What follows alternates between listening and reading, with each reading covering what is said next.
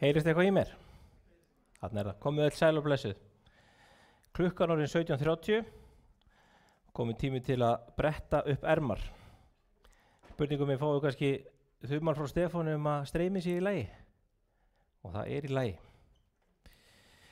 Velkomin í félagsheimili Patreksfjarðar á þennan opna íbúafund Vegagerðarinnar sem ber yfirskriftina Samgöngur á Vestfjörðum. Og þegar ég segi velkomin þá sjálfsögðu bæði við ykkur sem sitji hér og þau sem fylgjast með í gegnum streymi. Fyrir þau ykkar sem mig ekki þekkja heiti ég Páll Vilhjálmsson.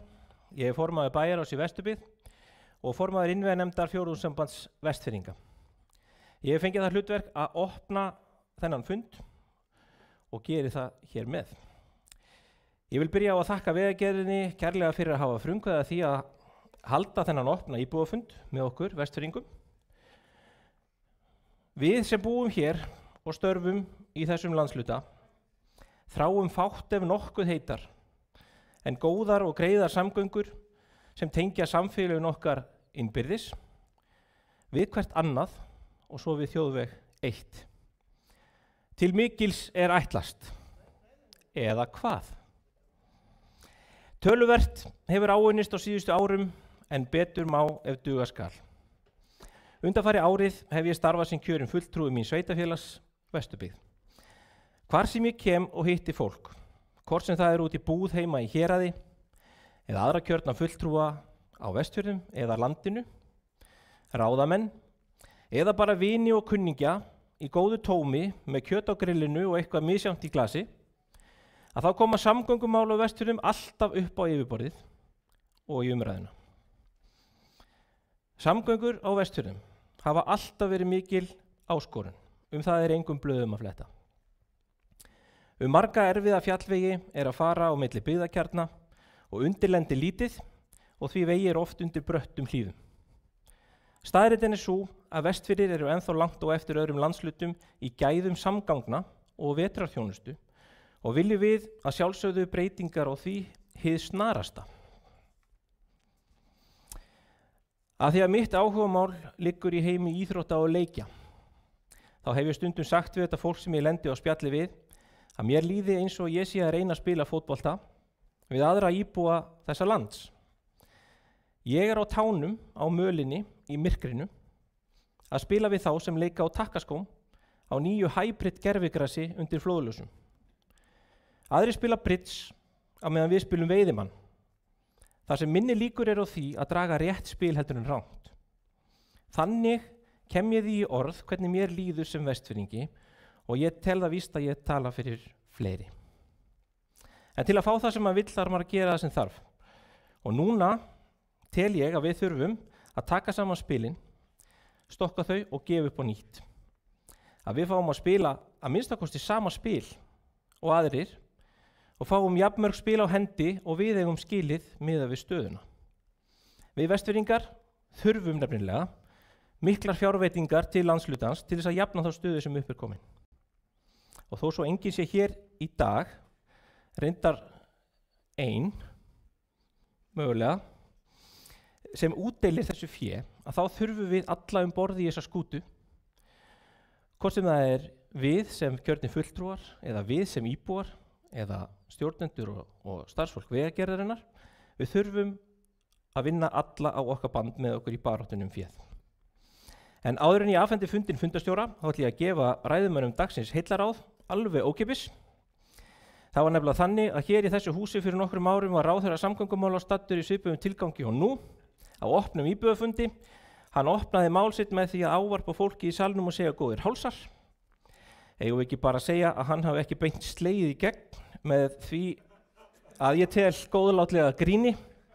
En ég ætla að afhenda fundarstjóra fundin og það hún Gerður Björk Sveinsdóttir, bæjarstjóri Vesturbyggðar. Hún ætlar að stýra fundinum með sínum alkunnu snilldartöktum. Gjörðu svo vel, Gerður.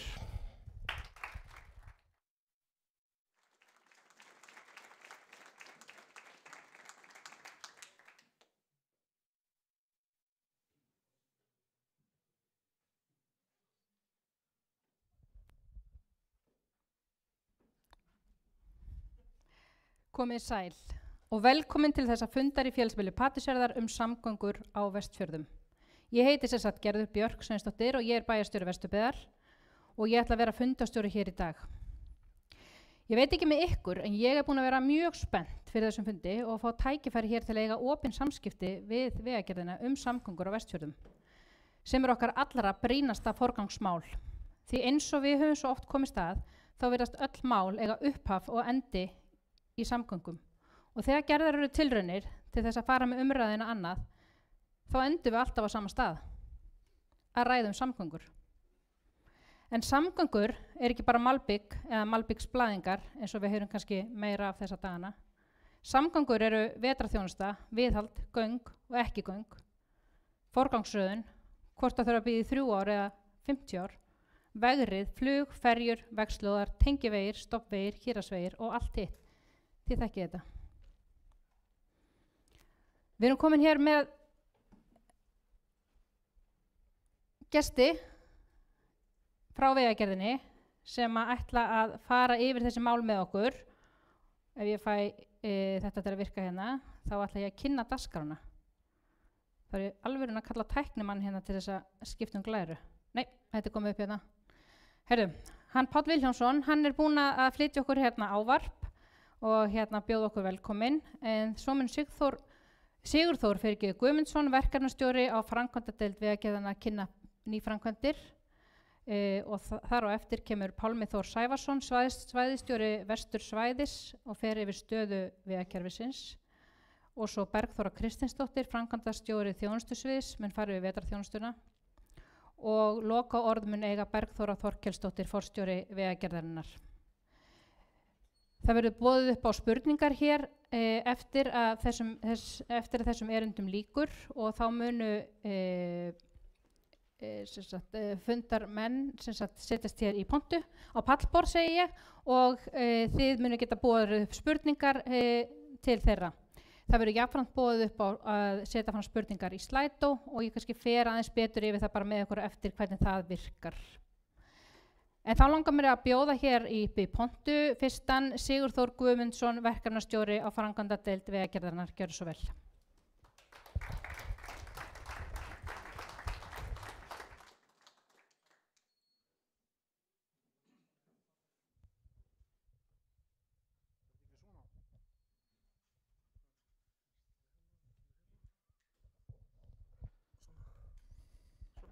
Já, takk. Takk fyrir.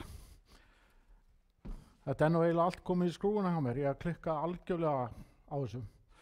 Konan straujaði skiptu handa mér og sagði ég ætti að skipta áður en ég kem á fundin. Það misfórst sem sagt. Þannig að það ekki góð byrjun á þessu hjá mér.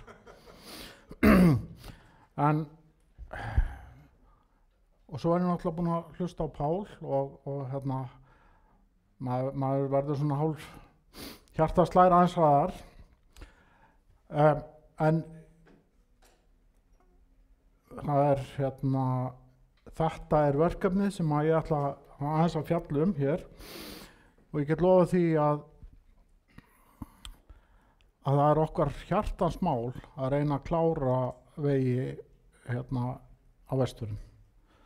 Það bara þannig og við gerum allt sem við getum til þess að ná þeim árangri. Og við rennum aðeins yfir svona þessar hluti hér, bæði aðeins það sem búið og hérna síðan líka yfir það sem hérna svona framundan. Og ég ætla bara að byrja á Gufudalssveitinni. Og þetta nú mynd af Þorskafirði sem nú búinn. En ég ætla að renna aðeins yfir hérna svona þetta ferli, bara stutt, ekki þetta langa. Við höfðum ekki nóg tíma í kvöld til þess að fara yfir það ferli sem tengt við Texco.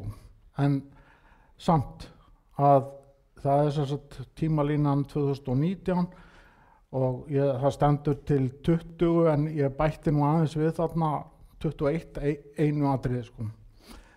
Og ég ætla svo sem ekki að fara mikið yfir þessa nákvæmlega þessa tölur en þið sjáu það að hérna, það búið að ganga ýmsu. Og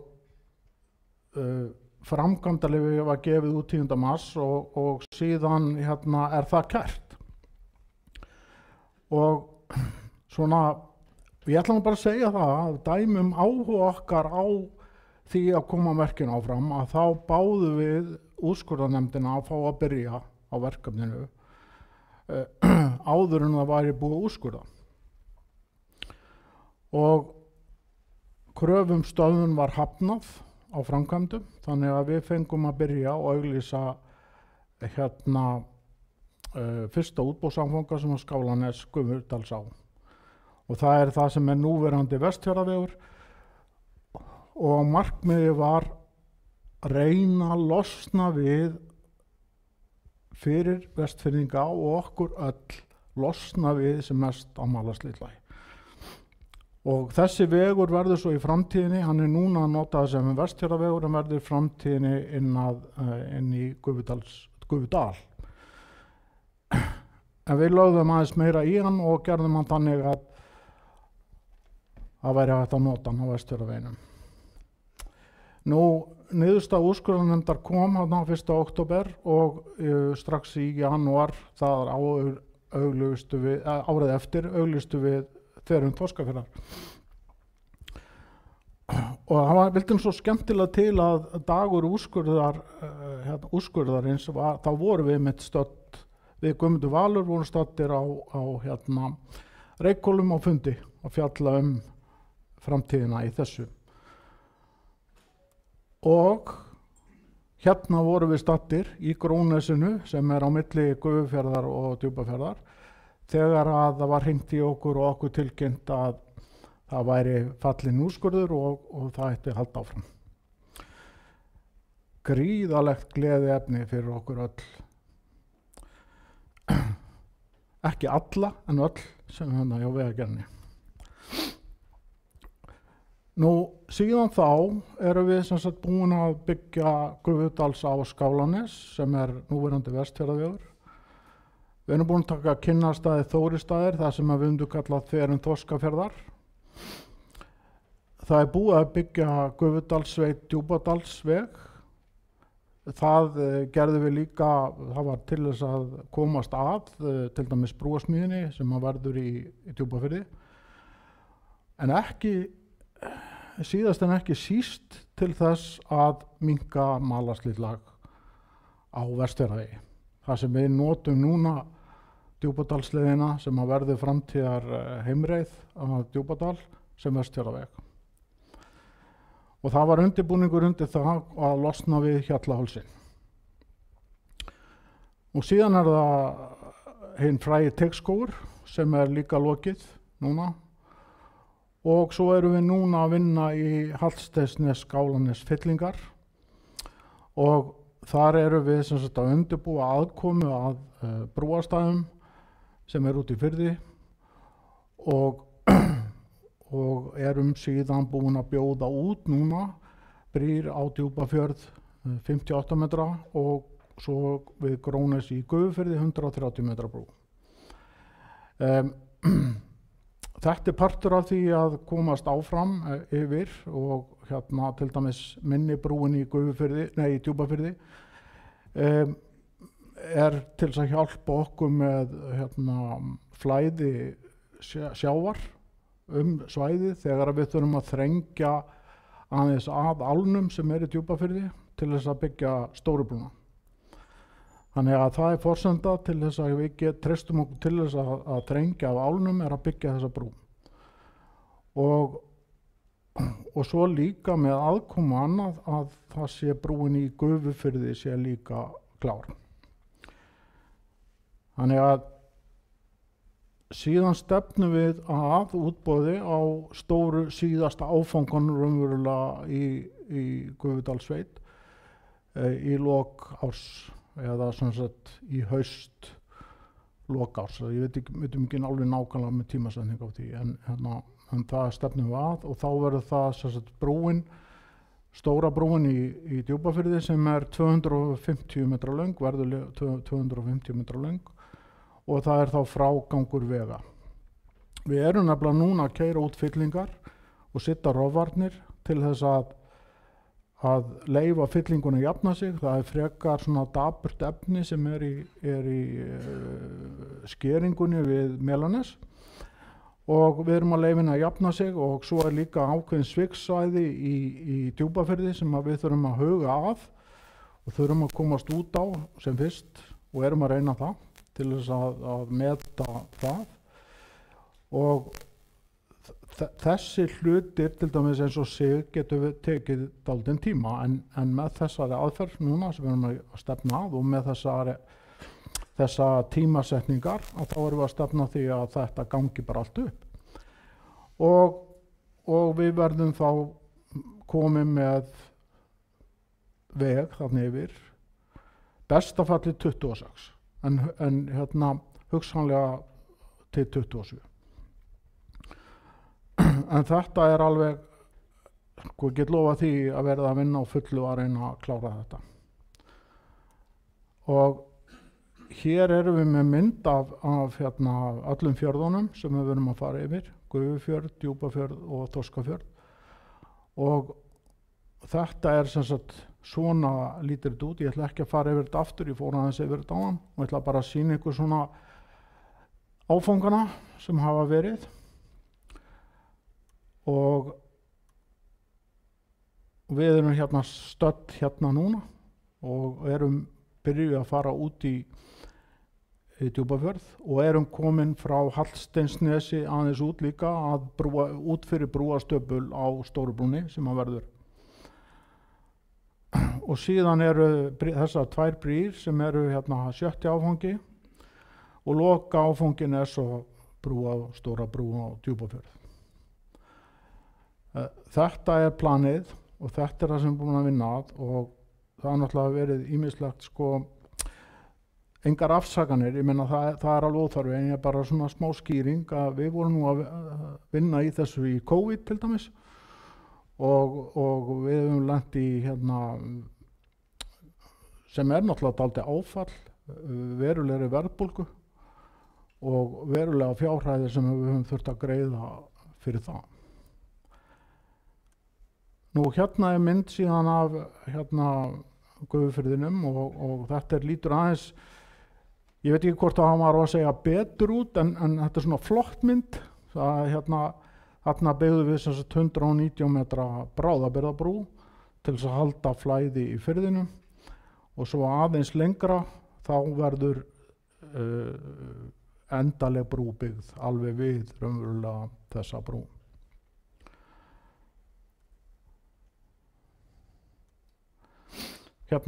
hún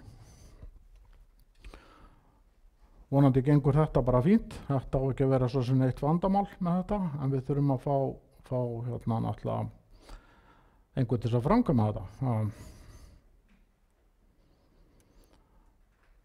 síðan Stóra brúin verður 250 metra löng hún í einu hafi og verður Bogabrú Hún í þannig hæð samkvæmt skilyrðum í framkvæmdaleyfi að það sé hægt að koma undir þangsláttarprömmum og hún verður þá svolítið hátt í firðinum. Kíkjum aðeins á Dynjandisheiðina. Hún bara í góðum gír, það ekki? Ég held það. Það fyrsti áfanginn ég ætla aðeins að fá búinn náttúrulega, það var Þverdals á Meðalnes, það voru sem sagt skiptið 2 kafla. Annar kaflinn var í Arnarfjarðarmegin og hinn í Þverdalnum fyrir ofan Flókalund. Við bættum við það verk þegar að færi gafst og lengdum kaflan alveg upp fyrir gatnamót á Bíldudalsveg og tókum síðan aðeins niður Bíldudalsvegin líka og færðum gatnamótin til og gerum það klárt. Við lögum líka veginn niður að Flókalunda Pennu sem var nú kannski ekki í það sem við vildum gera en hérna kemur kannski aðeins betur að því. Annar áfangi var yfir háheiðina í yfir 500 metra hæð og svona var veruleg áskorun og reynda Dynjandisheiðin áskorun, það má segja það. En við bættum líka aðeins við það og það var til dæmis út af því okkur að benda á að það væri snjóastaður hann á rétt við. Þannig að við ákvaðum að bæta aðeins í og koma því frá. Og nú sem sagt í útboði þriðji og síðasti áfanginn, hann komin í útboð og búið að semja hann. Þannig að hann fer á stað núna og klárast 26. Og það dálítið hérna að Dynjandisheiðin ferillinn og þetta svona, það sem sagt álit Skipulagsstofnunar 3. júlí 2020 sem við fáum og við auglýsum fyrsta kaflan 17. júlí 2020. Það bara leið og við fengum heimild að bjóða út að það var komið álit og mat umhverfisáhrifum lokið og þá bauðum við út og akkur svona skringilega, það kemur ég aðeins að. Síðan var breyting á skipulagi Vesturbyggðar sem þurfti til þess að klára upp á heiðinni og við auglýstum sem sagt í framhaldinu þann kafla. Varðandi þriðja kaflanum þá þurfti líka breytingar á aðalskipulagi Ísafjarðarbæjar sem var samþykkt 20. október 2022. Já, þetta var svona í 2 stöðum og ástæðan út af því að við vildum komast í að byggja upp þennan veg. En það vantaði skipulag. Þetta voru kaflarnir þar sem að veglínurnar fjallu nokkurn veginn saman við það sem að var í núverandi skipulagi og þess vegna gátum við leyft okkur að byggja þetta án þess að skipulag væri endurskoðað. Og þess vegna eru kaflarnir 2. Þessi kafli hérna næsti Þverdalur byggði á því að við værum með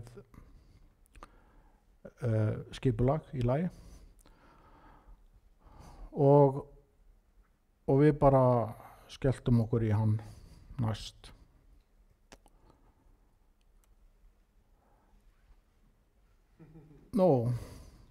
Þetta var nú svona aðstæður sem að menn búa við á Dynjandisheiðinni.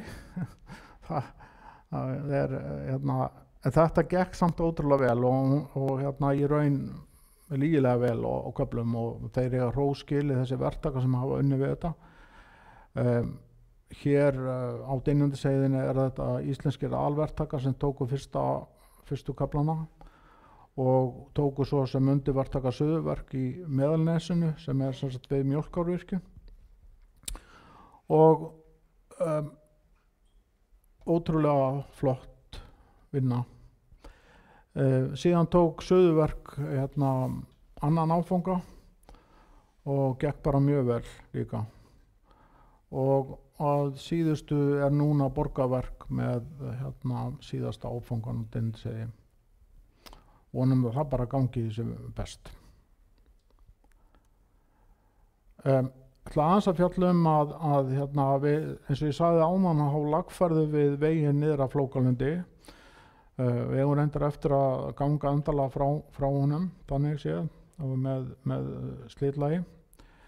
Þó að sé komið slitlag á hann, þá erum við ekki búin með hann. En hér sést sem sagt í raun hvernig við vildum fara með veginn. Og það sem sagt hinum megin við Pennu og breyta gatnamótunum, en þetta mál Vatnsfjörðurinn og skipulag þar að við ræddum það við sveitafélag á sínum tíma og það var ákveðið að fresta skipulagsbreytingum þarna til þess að geta boðið út Dynjandisheiðina sjálfa. og koma með henni í gagni.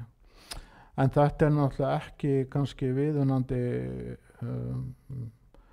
hvað ég var að segja, við myndum gjarna vilja hafa betri aðkoma gatnamótum við Vatnsfirði og náttúrulega hugsanlega Þveran líka. En það svona annað mál.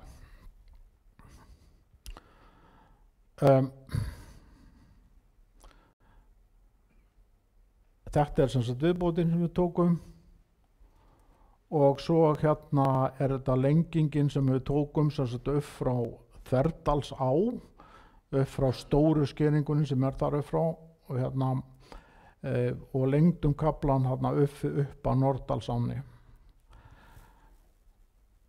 Og hér svona snið í þessa skeringu sem svona þegar sem hún hæst 30 metrar, rúmið 30 metrar hæð. Veruleg áskorun og vel leyst. Hérna sjáum við mynd af því.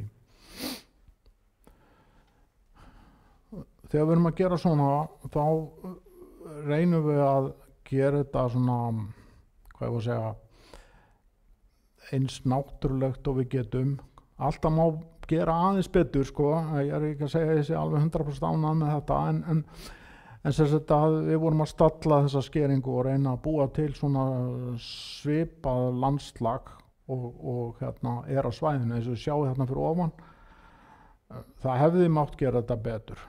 Ég fer nú ekki að því. Já, og svo hérna bara aðeins nánar hérna í Meðalnesi sem að Suðvörð tók að sig fyrir IAVF og ég ætla nú bara að renna hratt yfir það, en það hérna mynd af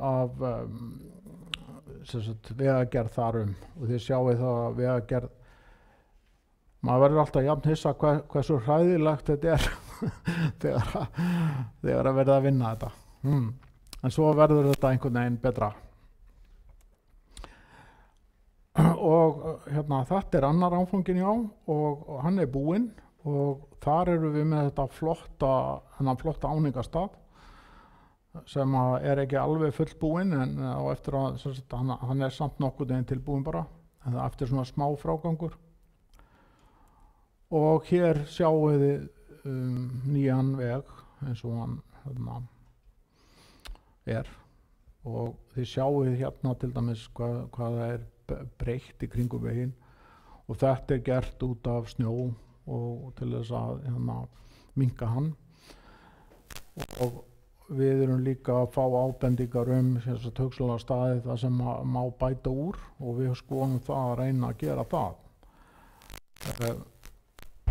því að við viljum náttúrulega þessi vegur sé opinn bara alltaf helst en það nú eins og það að við búum nú þetta ansi hátt uppi.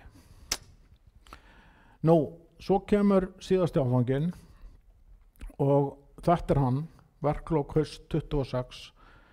Hérna horfum við á veginn hækka sig úr Búðavíkinni. Þar eru til dæmis fornminjar í Búðavíkinni sem við erum búin að láta rannsaka í bak og fyrir.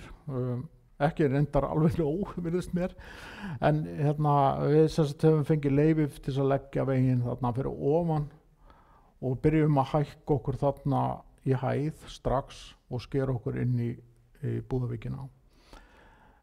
Þessi leið núna þannig að hún svona mitt á milli tveggja leiða sem voru raunverulega í mat- og umhverfisáhrifum og það var ekki sátt þá leið sem Vegagerðin vildi fara sem var að hækka sig miklu fyrr þarna inn í Búðavíkinni og fara talsvert þarna upp fyrir ofar heldur en þessi vegur núna en þetta var niðurstaðan og það náðist sátt með Umhverfisstofnun og öllum aðilum og þannig var þessi vegur samþykktur í skipulag Ísafjarðarbæjar. Þannig að það var góð lausn. Vegtæknilega væri kannski örlítið betra að fara okkar leið en við urðum að svona aðeins að gefa eftir þarna. Síðan sjáum við að það verða að laga veginn hérna, líka, það þurfti náttúrulega að byggja hluta til nýjan veg að Dynjanda, en hann verður tekinn svona langleiðina að bílastæðinu og byggður upp og lagaður. Þannig að hérna, og við erum svo sem í samstarfi við Umhverfisstofnun með það. Rétt að hérna sjáum við svona yfirlitsmynd hvernig þetta sveigir. Þið sjáum að vegurinn fer hérna, eða sjáum við ekki, en jú, sjáum að vegurinn fer núna inn fyrir vatnið og boginn tekinn þar í staðinn fyrir að fara að Svínu, heitir hún það ekki, Svínu, það er áinn þarna. Og þannig erum við að fara talsverðar skeringar niður á heiðinni og niður og læra land þarna og förum inn fyrir vatnið og svo áfram. Þarna eru sem sagt, í svona verkefnum eru talsverðar áskoranir í það að vita nákvæmlega hvaða magn við endum með. Það er til dæmis hvað er mikil klöpp, hvað er mikil þensla, hvað kemur mikið efni niður, og þarna til dæmis á þessari leið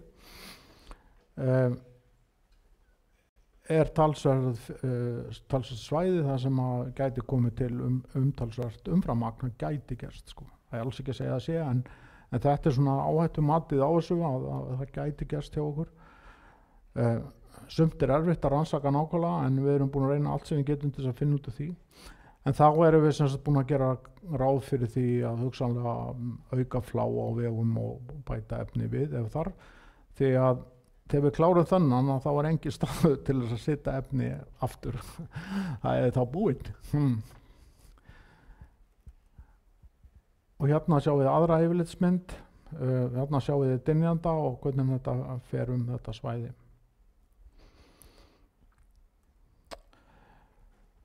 Nú, rétt að nefna sem sagt að Bíldudalsvegurinn sem að við höfum náttúrulega mikinn áhuga á, hann er á öðru tímabili samgönguáætlun, en hérna sjáum við það sem er búið að gera hér er að það er búið að samþykkja skipulag fyrir veginn, nýtt skipulag fyrir veginn sem að samþykkt samhliða breytingum á Dynjandisheiði, og þarna erum við með veg sem liggur frá Dynjandisheiði og niður í Trostansfjörð.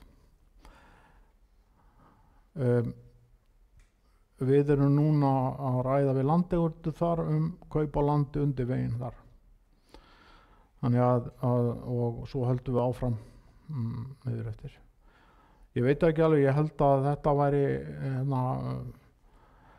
hvað ég var að segja, má ekki segja að það sé besti kosturinn að fara klára veginn niður af heiðinni. Ég skilst að það séu svæði þarna sem eru erfið á vetrum og lokist, þó að það sé almennt ekki lokað vegurinn. Þannig en þetta er sem sagt ekki á þessu tímabili, heldur næsta tímabili í samgönguáætlun. Heyrðu, þá er ég bara búinn. Takk.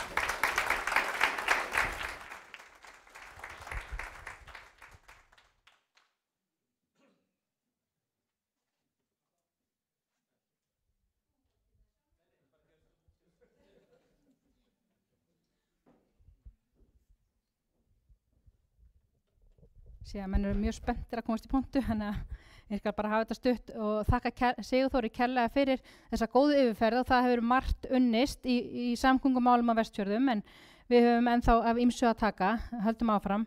Okkur þykir mikilvægt hér á þessu svæði að tala ekki síðasta áfanga Dynjandisheiðarinnar, heldur síðasta áfangi Dynjandisheiðarinnar er niður Trostansfjörðina Bíldudalsflugvelli. Myndi gjarnan vilja hafa það þannig og ýta því eins framulega og hægt er. En það er komið að næsta manni hér í pontu, og það er hann Guðmundur Valur, og hann ætlar að fara hér með okkur yfir jarðgangakosti og forgangsröðun. Ætlar að gera það? Gjörðu svo vel.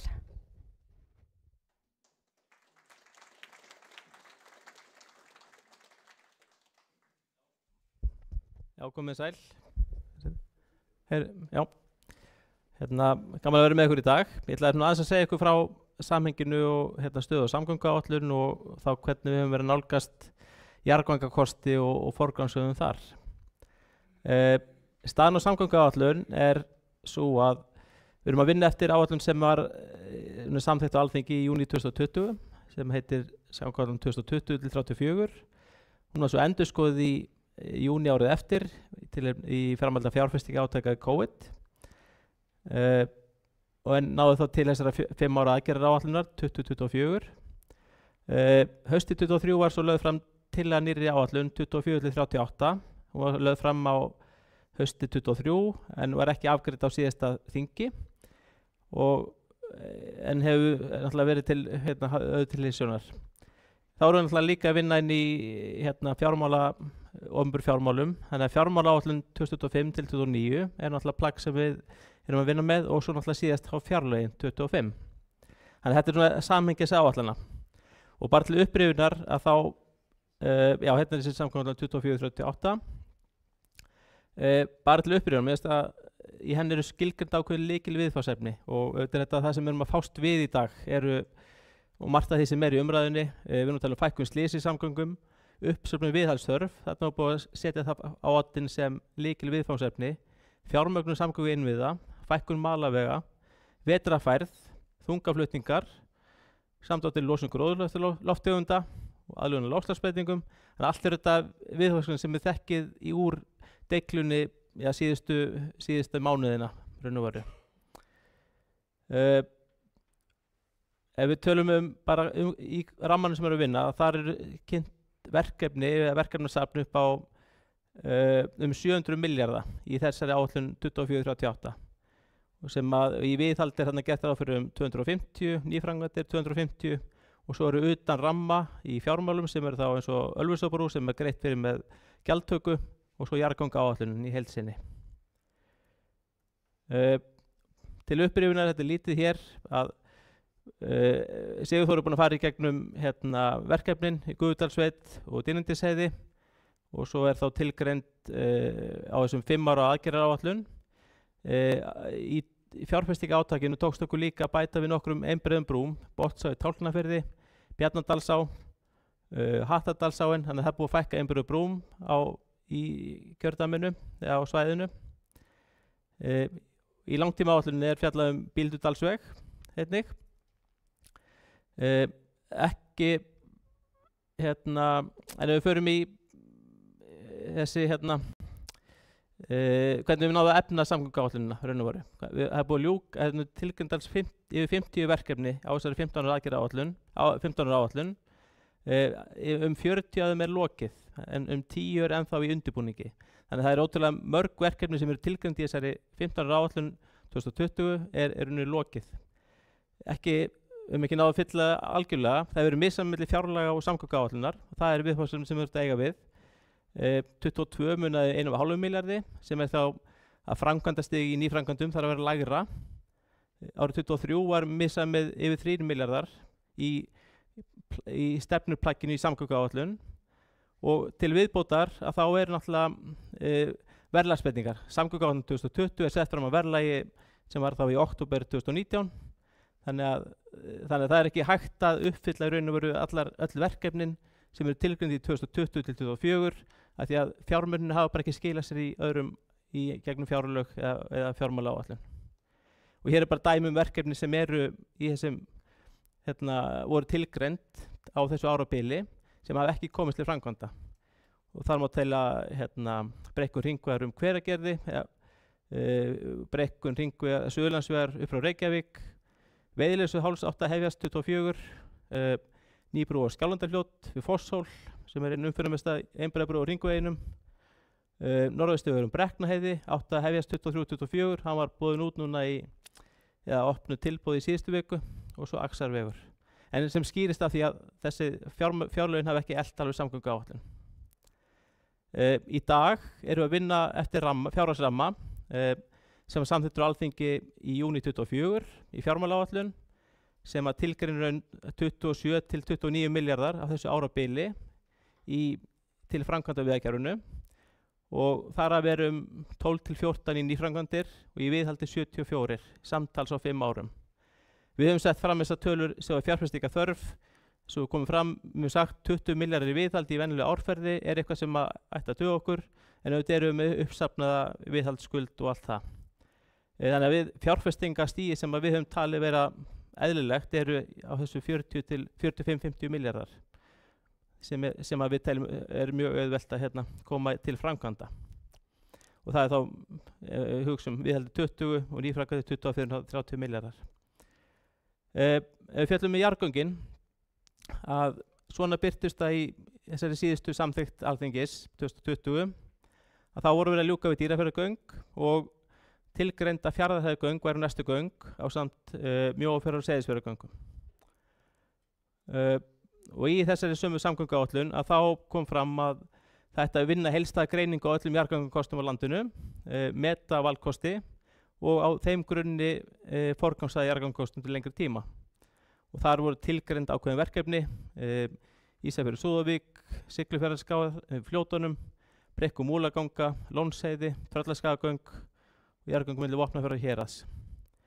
Þetta er verkefni sem við fórum í Vegagerðin í samstarfi með innviðaráðuneytinu og á heimasíðu Vegagerðarinnar má finna nokkra skýrslur sem að lýsa þessu sem að er til grundvallar, raun og veru, að það var tekið saman yfirleitt jarðgangakosta sem á rauninni bara verið að draga saman það sem að búið að fjalla jarðgangakosti á landinu og alls var þá talað 23 kosti, 18 á landsbyggðinni og 5 á höfuðborgarsvæðinu og þetta var nú bara verið að draga saman fyrirliggjandi gögn.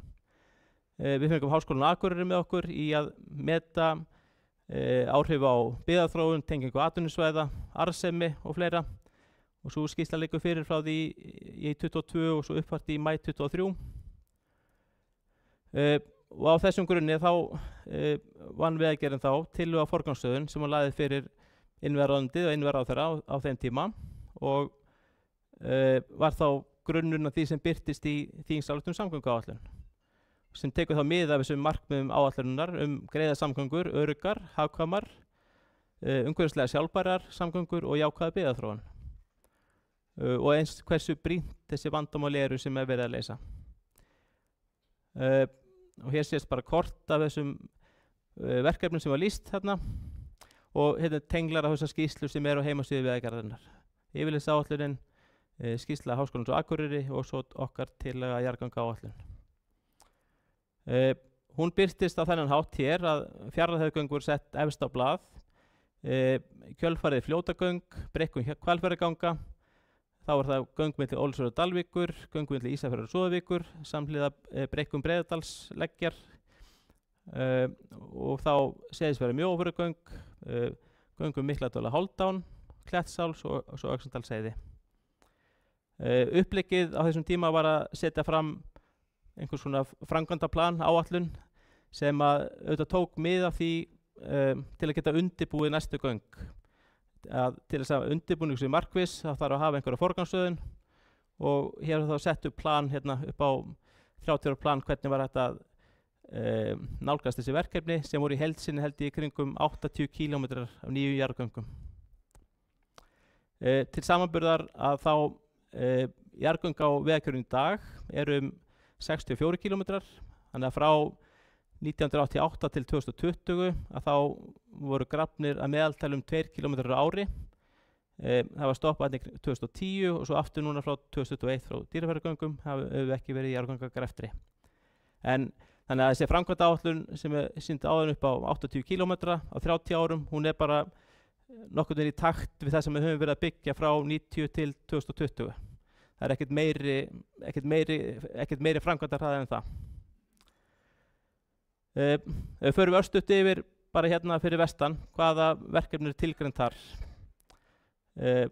Klettsháls, Mikladal-Hálfdán og svo Brekkun, Breiðadals og Botnseyðarganga og svo göngum milli Ísafjarðar og Súðavíkur. Það er bara rétt að draga upp hérna svona þessi viðfangsefnin. Brekkun á Breiðadals og Botnseyði, það eru 4,1 km, það sem eru einbreið göng. Göngin eru upp í 160 metra hæð. Sjá hérna umferðin að ég veit að áhættumat gangan er í endurskoðun og hérna að tala við umferð þar sem ef það yfir 1000 bílar á dag þá talin þörf á umferðarstýringu. Árið 23 var það 43 daga á ári en alltaf umferðin það hefur vaxið verulega. Þannig þetta bara verkefni sem við þurfum að undirbúa þessa breikkun, að koma því á dagskrá hjá okkur. Göng milli Ísafjarðar og Súðavíkur. Hér var gerð grein fyrir tveimur möguleikum, annars var tæplega 7 km göngum úr Álftafirði yfir í Ísafjörð eða þá styttri göng stærstu snjóflóðagilin. Þarna eru göngin í 62 metra hæð. Lokanirnar frá 2010 til 2022 að það var gerð grein fyrir því í skýrslu Háskólans á Akureyri og okkar líka að þarna meðaltalið 10 tilvik á ári en auðvitað mjög misjafnt milli ára. Lengri göngin stytta vegalengd 4 km og greiningir sem að umferðin, þarna var áætluð umferð kringum 400 bíla á dag árið 2025. Þarna til greinagerð með forathugun á veglinum og gangakostum en kannski endalega ákvörðun leiða við liggur ekki fyrir. Og það það sem við þurfum að fara að vinna að. Umferðin á 23 450 bílar en þarna líka það sem kemur kannski aðeins á eftir þessi breyting á umferð á Vestfjörðum því að með samgöngubótunum við að færa, eftir því sem að djúpi var betra voru að færa umferðina þangað, eftir því sem að suðurlegum eru greiðfærri þá færist umferðin aftur á djúpinu, þannig að það þarna ef að djúpumferðin fer mikið til suðurfjörðina þá náttúrulega minnkar umferðin í þessum göngum líka og þá verður þetta meira til að tengja Súðavík Ísafjörð. Þannig að þetta svona bara hluti af þessu í þessu samhengi varðandi umferð. Klettsháls um 4 km göng. Þar eru lokanir frá 2010 31 tilvik á ári. Styttir Vestfjarðaveg og þarna ef við hugsum áætluð umferð 25 580 bílar.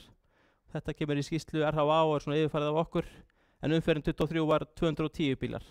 Þannig að þarna verið að gera ráð fyrir einhverju ákveðna færist umferð yfir á suðurfjörðina með samgöngubótum. Og ég held að það í heild sinni þurfum að horfa upp á nýtt, endurskoða þetta forgangsröðunarmatið út frá bara nýjustu tölum í umferð og hvernig við sjáum það þróast áfram. Að því við erum að læra bara hvernig dynjandistegn að virka og hvernig hún mun gera á næstu árum. Sama í Mikladal, hér voru leið til tæplega 3 km göng, hins vegar í hátt uppi, þannig að gangna munnar í 180-270 metrum. Þetta 12 tilvik á ári að meðaltali. Það ekki stytting á vegi og umferðin 23 var 360 bílar að meðaltali. Hálfdán, það 6 km göng, þessum hæð fjallagur 500 metrar. Einnig gangnamunir sem kynnti þarna hátt uppi frekar, 180 metrar og 15 lokunar tilvik á ári. Þarna umferðin 2003 230 bílar á dag. Og þarna við líka náttúrulega þessi samgöngunar á milli þéttbýlistan bara mjög dýnamískar þessi misserin þar sem mikil breyting og uppbyggingu í atvinnustarfsemi og vinnusókn og svo framvegis. Þannig að þetta þessi 5 gangna kostir sem fjallað og í tillögusamgönguáætlun voru í fjármálaáætlun var ekki fjárveitingar til framkvæmda við jarðgöng, þannig að okkar tillögur og áherslur voru miðuð allar að því að draga fram forgangsröðun, þannig að það væri hægt að fara að undirbúa næstu göng. Og hér voru dregin fram fljótagöng eða Siglufjarðarskarðsgöng, Hvalfjarðargöng og svo göng milli Ólafsfjarðar og Dalvíkur. Í framhaldi af bæði með innviðaráðuneytinu og svo umhverfis- og samgöngunefnd á síðasta kjörtímabili að þá var það Ísafjörður Súðavík líka settur á blað sem til að við að ná undirbúningnum af stað. Þannig að, og það var náttúrulega markmiðið til þess að geta til að koma jarðgöngum til framkvæmda, þá þurfum við að hafa það undirbúin. Núna erum við bara með enga forgangsröðun verið staðfesta af þinginu, en við erum með fjárveitingar árið í ár sem eru tryggðar í fjárlögum, en kannski næstu ár eru þá ekki tryggt, en vantarlega birtast í nýrri samgönguáætlun eða fjármálaáætlun. Bara til samhengið að Fjarðarheiðargöng, staðan þar að þau árið 2019 eru þau ákveðin af Alþingi sem næstu jarðgöng á eftir Dýrafirði, aftur árið 2020. Frá þeim tíma hefur Vegagerðin verið að vinna að undirbúningi, umhverfismati, breytingum á aðalskipulagi. Það hefur verið hönnun ganganna lokið og það hefur verið að ljúka hönnun veg og brúa utan ganga. Það er búið að fjárfesta í 600–700 milljónum í undirbúningi Fjarðarheiðarganga, en eins og að fjármögnun og framkvæmdin liggur ekki fyrir. Þannig að þetta svona ýtir undir hvernig við erum að forgangsraða fjármununum okkar sem fara í undirbúning verkefnanna. Aðeins í lokin, þetta sést nú ekki langt út í sal kannski, en bara þessi umferðarþróun á Vestfjörðum, að það er, eins og nefndi á þannig er umferðin að færast á milli, Djúps og Suðurfjarða. Árið 2006 þá voru skiptist umferðin vestur Strandir og Gilsfjörð voru til jafns. Í dag eru tæplega 600 bílar á dag sem koma Gilsfjörð en innan við 100 bílar Strandirnar. Þannig það er bara grundvallar breyting í þessum með öllum þessum samgöngubótum. Eins og nefnum Djúpavörun kláraðist í kringu 2009-10 og Arnköldalurinn, Dýrafjarðargöngur 2020, Þverrana Fjarðarna á Vestfjarðavegi 2014-15. Þannig að umferðin hefur verið að sveiflast til þarna. Og við förum bara til að setja í samhengi við umferðina annars staðar á landinu að út frá höfuðborgarsvæðinu erum við að tala kringum 11–12.000 bíla á dag. Vesturlandsveg Kjalarnes, Suðurlandsveg Hellisheiði. Færum okkur upp í Borgarnes, þá eru tæpir 6.000 bílar á dag. Austan við Selfoss 4–5.000. Vestfjarðavegi við Bröttubrauku 2.600, 2.500 við Eyjafjöllin og svo Kolla-Kolli. Snæfellsnesi 1.600 bílar, við í Húnavatnssýslu 1.900, Öxnadalsheiði 1.600 bílar, tæplega 5.000 bílar frá Akureyri og leið út á Dalvík. Í Gilsfjörðinu erum við 600 sem er mjög sambarlegt við veginn eins og austan við Höfn og svo milli á Mývatns milli Egilsstað og Akureyrar. Í Djúpinu eru 250 og 210 bílar í það sem er minnst í Þorskafirðinu eða á leiðinni og suðurleiðinni. Þannig að þetta eru umferðartölurnar eins og þær eru á svæðinu. Árdagsumferðin, þetta er nú allt og lítið á skjánum en sjáum bara að við erum að fylgjast með hvernig þessir rauðalínan hér er þegar Djúpið opnar, gulalínan er þá Vestfjörðurinn í Gilsfirði, þannig sjáum á þeim tíma erum innan við 300 bílar, við erum konið 600 í dag. Neðsta línan er Dynjandisheiðin, að hér er hún fyrir framkvæmdir þar að þá er ársdagsumferðin að meðaltali innan við 100 bílar en er komin í tæplega 200 á síðasta ári. Og ef við tölum sumarumferðina þá er hún komin upp í 400. Þannig hér er þessi megin verkefni sem að blasa við hjá okkur og þessi voru í tillögu samgönguáætlun 2004–38 sem var auðvitað Dynjandisheiðin og Gufudalssveitin. Það sem eru búin að vera fjárfesta í líklega 4–5 milljörðum á ári að meðaltali í þessum tveimur verkefnum frá 21 líklega.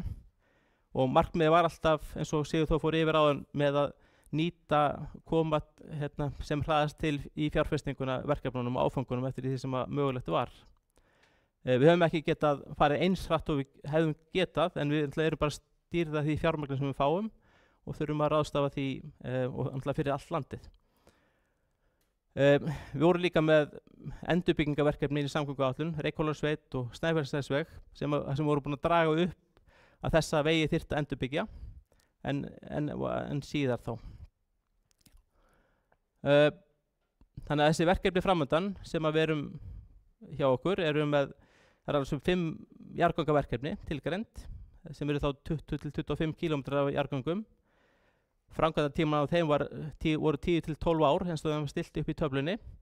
Undirbúningur slíka verkefna tekur 3–5 ár. Það er bara venjulegur undirbúningur. og svo náttúrulega erum við með Bíldudalsveginn kringum 30 km. Það var líka tilgreint verkefni á Flateyrarvegi sem til að bæta öryggis vegna snjóflóða. Þannig ég held að við tökum stærðargráðum þessum verkefnum, hvort það sé hátt í 100 milljarðar. Við ætlum þessum jarðgöngum, Bíldudalsvegur, það er svona stærðargráðan. Við erum ekki búin að meta það upp á nýtt. Það eru til tölur jarðgöngi frá 2003, en við höfum ekki verið að uppreikna það núna, en við munum að gera það næstunni þegar forgangsröðun liggur betur fyrir.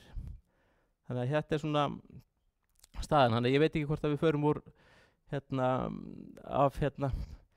og erum berfættir á Malavelli, hvort við fyrir kannski á Takkaskóg og Grasvöll ef við náum þessu öllu fram sem Páll var með. Við fyrir kannski ekki í Flóðlistanvöll með hybrid, en ef við náum að byggja upp þessa stoppvegi og koma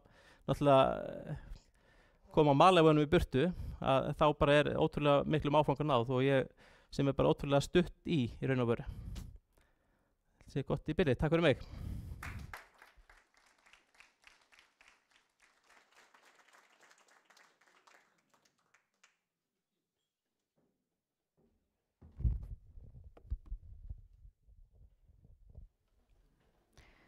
Við þökkum Guðmundi kærlega fyrir hans yfirferð. Þetta er þörf umræða jarðgöng og við náttúrulega vonumst til þess að þetta fari nú að fara eitthvað að gerast í þessum þessar jarðgangna vinnu og það fara að fé verði veitt til aukina framkvæmda í jarðgangna gerð, ekki veitir af með þessa yfirferð. Ég veit ekki alveg hvort að Sólveig hefði farið yfir tímalínuna með starfsmönnum Vegagerðarinnar en það var svona áætlaður 1,5 tími í fundin, þannig að næstu framsögumenn þurfa svona aðeins að miða við það, en það var svona eitt sem ég kannski leggja til að myndi bætin og glærurna varandi þessa mælingar, en það er ég veit ekki hvort ég á að segja þetta, en það er hækkaður blóðþrýstingur kjörinna fulltrúa á fjórðungsþingum þegar rættir forgangsröðun jarðgangna. Það væri kannski hægt að bæta því þarna inn, það er hægt að mæla það. En næstan langar með að bjóða hér upp í pontu Pálma Þór Sævarsson, hann er svæðisstjóri Vestursvæðis. Gjör svo vel, Pálmi.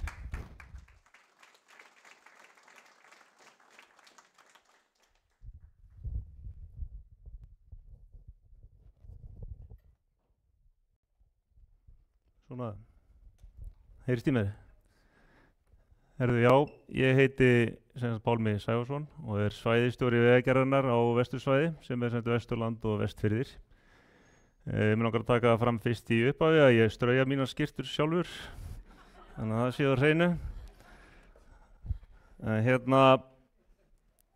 Að stöðu vegakerfisins, eins og flesti vita þá er hún ansi báborin og eins og er í gangi núna á Vestfjörðum mikil uppbygging, mikil framþróun framsókn í atvinnulífinu, meiri túristi. Það er verið að markaðssetja Vestfjarðahringinn sem leið og þá er ósköp dapurt þegar maður keyrir við Bröttubrekku og inn í inngang Vestfjarða sem er þá vantarlega Dalabyggð, og þetta er það sem maður tekur á móti okkur svona í ýktri mynd. Ástandið hjá okkur er orðið mjög slæmt, mjög víða og eins og segir neyðarástand ríkir í vegamálum og það máli taka undir það. Staðan er mjög víða svona þegar þú keyrir bæði á Vesturlandi og Vestfjörðum. Það eru holóttir vegir, það eru afmyndaðir vegir og ekkert allt of skemmtilegt að keyra stoppvegina og meiri sér kaflar sem við höfum þurft að taka niður hraðan á til þess að reyna að tryggja öryggi vegfarenda. Mér langar að fara aðeins yfir hvað er það sem veldur þessu. Kannski stóra myndin að innviðaskuldin er metin á 180 milljónir króna. Árleg fjárfestingarþörf í viðhaldi er að lágmarki 20 milljarðar fyrir ekki það. Og fjárveitingar til viðhalds eru 12 milljarðar. Þar að fara rúmlega 7 í ár í viðhaldbundina slitla og klæðninga. Með þessu móti náum við ekki að sinna reglubundni og nauðsynlegu viðhaldi á vegunum okkar. Bundin slitlög á vestursvæði eru rétt rúmlega 1500 kílómetrar og ef við værum að yfirleggja svona hefðbundi viðhald þá værum við að taka 10% af því ári í yfirlögn sem væri þá 153 kílómetrar. Meðan við fjárveitingar til okkar í ár þá erum við að yfirleggja 55 kílómetra sem er 36% af þörfinni. Og ef við setjum þetta í samhengi, til dæmis ef við tökum djúpið sem er einhverju 220 kílómetrar, þá ættum við að yfirleggja þar 22 kílómetra á ári. Ég held við höfum lagt 2 kílómetra á síðasta ári og 0 árið þar áður. Þannig að það bætist raun og veru bara í viðhaldsskuldina ár frá ári. Endurnýjun burðarlaga. Það við erum með 110 kílómetra af burðarlögum sem við teljum vera komin að brotmörkum. Og ef við skoðum fjárveitingarnar sem við fáum til málaflokksins í ár, þá erum við að endurnýja 6 kílómetra í ár og við teljum okkur þurfa að endur gera 20 kílómetra á ári, þannig að við erum að fá cirka 30% af þörfinni. Aðeins uppbyggingu vega, þetta snýst mest efstu 2 lögin, það sem við ætlum að fjalla núna, sem eru raun og veru slitlögin og burðarlagið og sem er svona það sem er að valda okkur mestum vandræðum í dag. Ef við skoðum líftíma slitlaga, skipt í 4 ástandsflokka, gott, sæmilegt, slæmt eða mjög slæmt og skoðum þannan flokk fyrir vestursvæði sem er 1530 kílómetrar. Það eru 627 í góða ástandi, 275 í sæmilegu, 397 í slæmu og 229 kílómetrar í mjög slæmu ástandi. Og við viljum endurnýja slitlögin meðan þau eru í sæmilegu ástandi. Ef við höldum svo áfram með þetta, þá má segja að uppsöfnuð viðhaldsskuld í klæðingum séu 41% eða 626 kílómetrar. Og aftur hérna með sömu tölu, það er áætlað að yfirleggja 55 kílómetra. Og það sem að gerist ef við náum ekki að viðhalda slitlaginu, að þá hleypir það vatn í gegnum sig, það myndast hólur. Þegar vatni frýs í slitlaginu þá springur það eins og sést hérna á myndinni og slitlög byrja að brotna. Þetta veldur því að við erum í miklu slökkvistarfi mjög oft og ef við tökum kostnað við bráðaviðgerðir á vestursvæði, þetta á að vera vestursvæði hérna, ekki vesturlandandi sem allt vestursvæði, þá sjáum við hvernig þetta hefur þróast. Þetta er svona hólu- og bráðaviðgerðir á svæðinu okkar frá 2015 og við fórum í rúmlega tæplega 300 milljónir á síðasta ári eða 24% af heildarfjárveitingu í bundin slitlög sem að fer í bara bráðaviðgerðir. Yfir í burðarlögin sem er þá næsta lag fyrir neðan slitlagið. Hönnunartími burðarlaga er yfirleitt miðað við 20 ára líftíma. Getur verið mjög misjafn eftir umferð og bara gerð burðarlagsins. Við skoðum aldur burðarlaga á stofnvegum á Vestfjörðum og tókum það saman hérna að það er sem sagt 70% burðarlaga á Vestfjörðum. Þetta eru sem sagt stæðstu veginir, þetta er Vestfjarðavegur, Bíldudalsvegur, Djúpið, Barðastrandavegur. Það er sem sagt 70% burðarlaga eru eldri en 20 ára en það getur verið mjög misjafn, það segir ekki allt ástandi á þeim en gefur okkur ákveðna vísbendingu að við þurfum að spýta í lófana. Fínefnarík burðarlög, eldri burðarlög eða eru fínefnarík, geta verið viðkvæmari fyrir frost, þíðusveiflum og þá meiri líkur á því þegar hérna frost að fara í jörðu að þau springi og hérna slitlagið skemmist líka. Áhrif þungaflutninga og takmarkanir, aðeins að fara í þetta svona kannski líka til þess að útskýra af hverju við erum að beita þungatakmarkunum. Burðarlag þarf að vera stíft, stöðugt, sterkt, legt og frostþolið þegar við erum komið með marga kílómetra sem ekki uppfylla þessar kröfur. Kröfur aukast með umferð, þannig að aukin umferð þungra ökutækja vegur þungt í álaginu á slitlögin. Niðurbrot ástunga eykst í fjórðaveldi með þyngd ökutækis. Þannig eftir því sem að ökutæki verið þyngri að þá eykst álagið á burðarlögin í fjórðaveldi. Þannig að hérna, þetta hefur gríðarlega mikil áhrif og sérstaklega þegar ástandið eins og það Við gerum okkur grein fyrir því að þungatakmarkanir eru íþyngjandi og við gerum það ekki bara að því bara, heldur til þess að reyna að verja veginn okkar og við teljum það vera hagsmuni okkar allra að beita þessum aðgerðum og höfum átt bara gott samtal teljum við bæði sveitarfélögin og atvinnurekendur. Það ekki alltaf allir sáttir en það skilja allir þessar aðgerðir sem eru fyrst og fremst til að hlífa burðarlögum og minnka líkurnar á niðurbroti.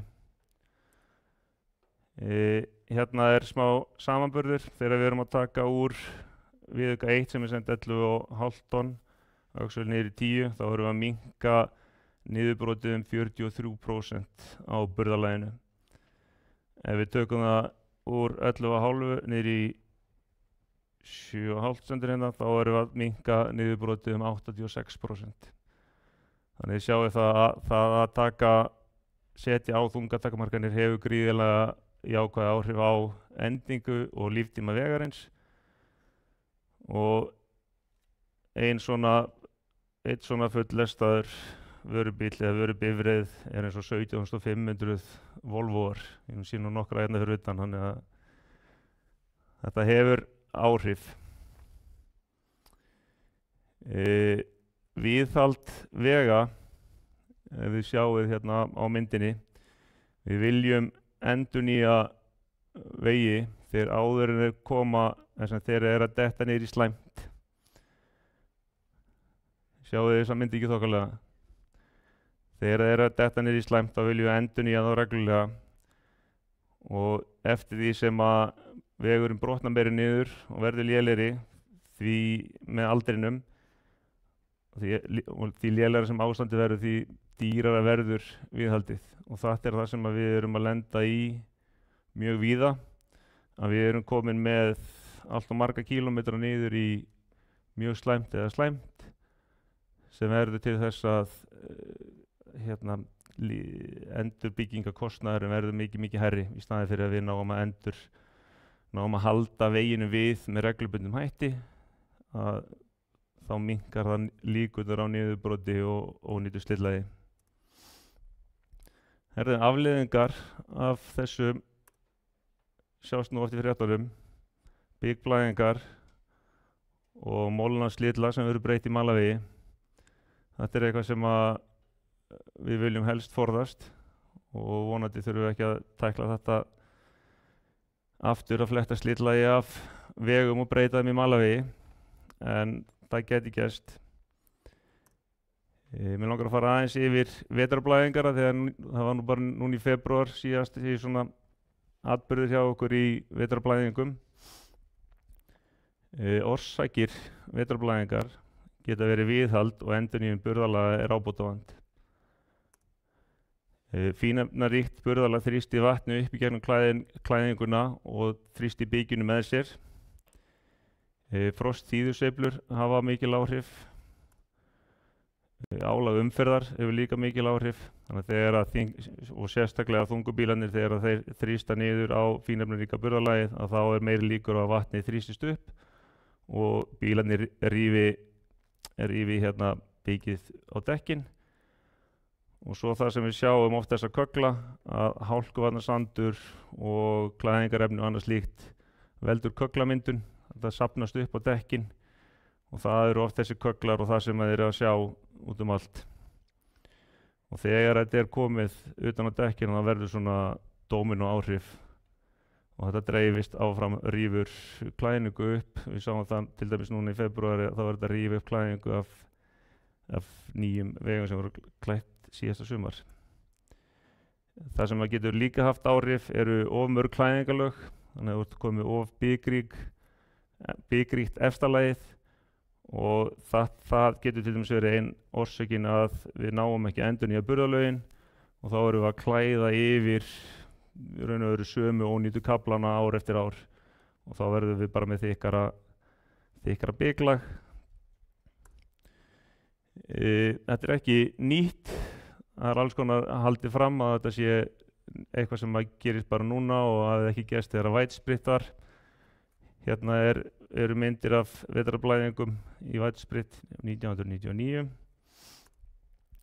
og þetta er ekki bara íslenskt, það gerist líka í útlöndum. Hvað getum við gert? Klálega það þarf að auka viðhald í fjármagn. Við þurfum að ráðast í endurnýjun á burðarlögum til þess að koma í veg fyrir frekari skemmdir og niðurbrot á vegum. Endurbyggja vegi, eins og Guðmundur Valur kom inn á áðan, þá höfum við óskað eftir sér fjárveitingum í kafla á Vestfjarðavegi og Snæfellsvegi líka til þess að sem við þurfum að endurbyggja sem eru komnir á brotmörkum og meðal annars hrundu í fyrra hluti af þeim. Við myndum vilja malbika meira. Varandi vetrarblæðingarnar, þá þurfum við að rannsaka þetta meira og það er verið að gera tilraunir með byggfitu og við viljum gjarna fræsa upp bygrík klæðingalög til þess að koma í veg fyrir vetrarblæðingar. Og eins með þær, það þýðir ekki að sanda yfir þær, það er stundum nefnt við okkur, við söndum þetta ekki bara, að þá eykst bara kögglamyndunin sem sandurinn bara vefst upp í dekkin og kögglan er bara stækka og verða umfangsmeiri. Annað viðhald ég tók saman, við sinnum, þótt þetta snerist mest burðarlögin og klæðingarnar, þá tók ég saman við sinnum ansi mörgum málaflokkum í viðhaldi og það eru brýr, varnargarðar, malavegir sem eru líka vanfjármagnaðir eins og fólk bara upplifir þegar það keyrir, veggöng, umferðaröryggi, girðingar, vatnaskemmdir, stíkur, vegmerkingar, umferðarmerki, vegbúnaður og svo mætti lengi telja. Svo ætlaði ég að vera með eitt jákvætt í restina en Guðmundur Valur tók það eiginlega frá mig líka að segja frá öllum einbrúðubrúnum sem eru búin að fækka en það er ágætt að tala það líka að við erum búin að ná hellingsárangri í því. Bjarnadalsá á Vestfjarðavegi 2021, Hattardalsá og Djúpvegi 21 líka, Botnsá og Bíldudalsvegi 21, Skraum og Dunga á Snæfellsnesvegi 23, Fjarðarálsá á Vestfjarðavegi 24 og Skálmadalsá á Vestfjarðavegi kemur núna 25 og þetta er fyrir utan það brýr sem við höfum tekið í stóru framkvæmdunum líka. Þannig að þetta er ekki bara eymd og ólaði. Herðum, takk fyrir mig.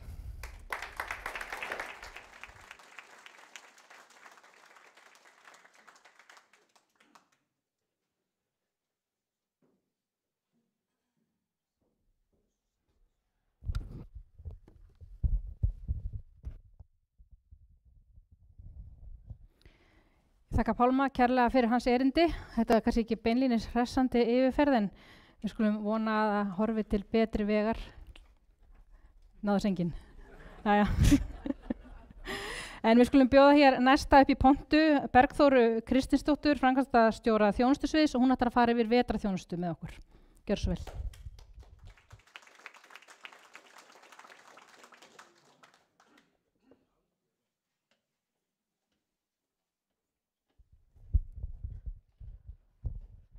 Mér sýnist nú, virkar þetta svona? Já, svona. Mér sýnist nú þegar félagar minni vera búnir með tíman, þannig að ég tek þetta bara örstutt, mjög hröð yfirferð. Vetrarþjónusta, margrómað og mjög skemmtilegt umræðefni.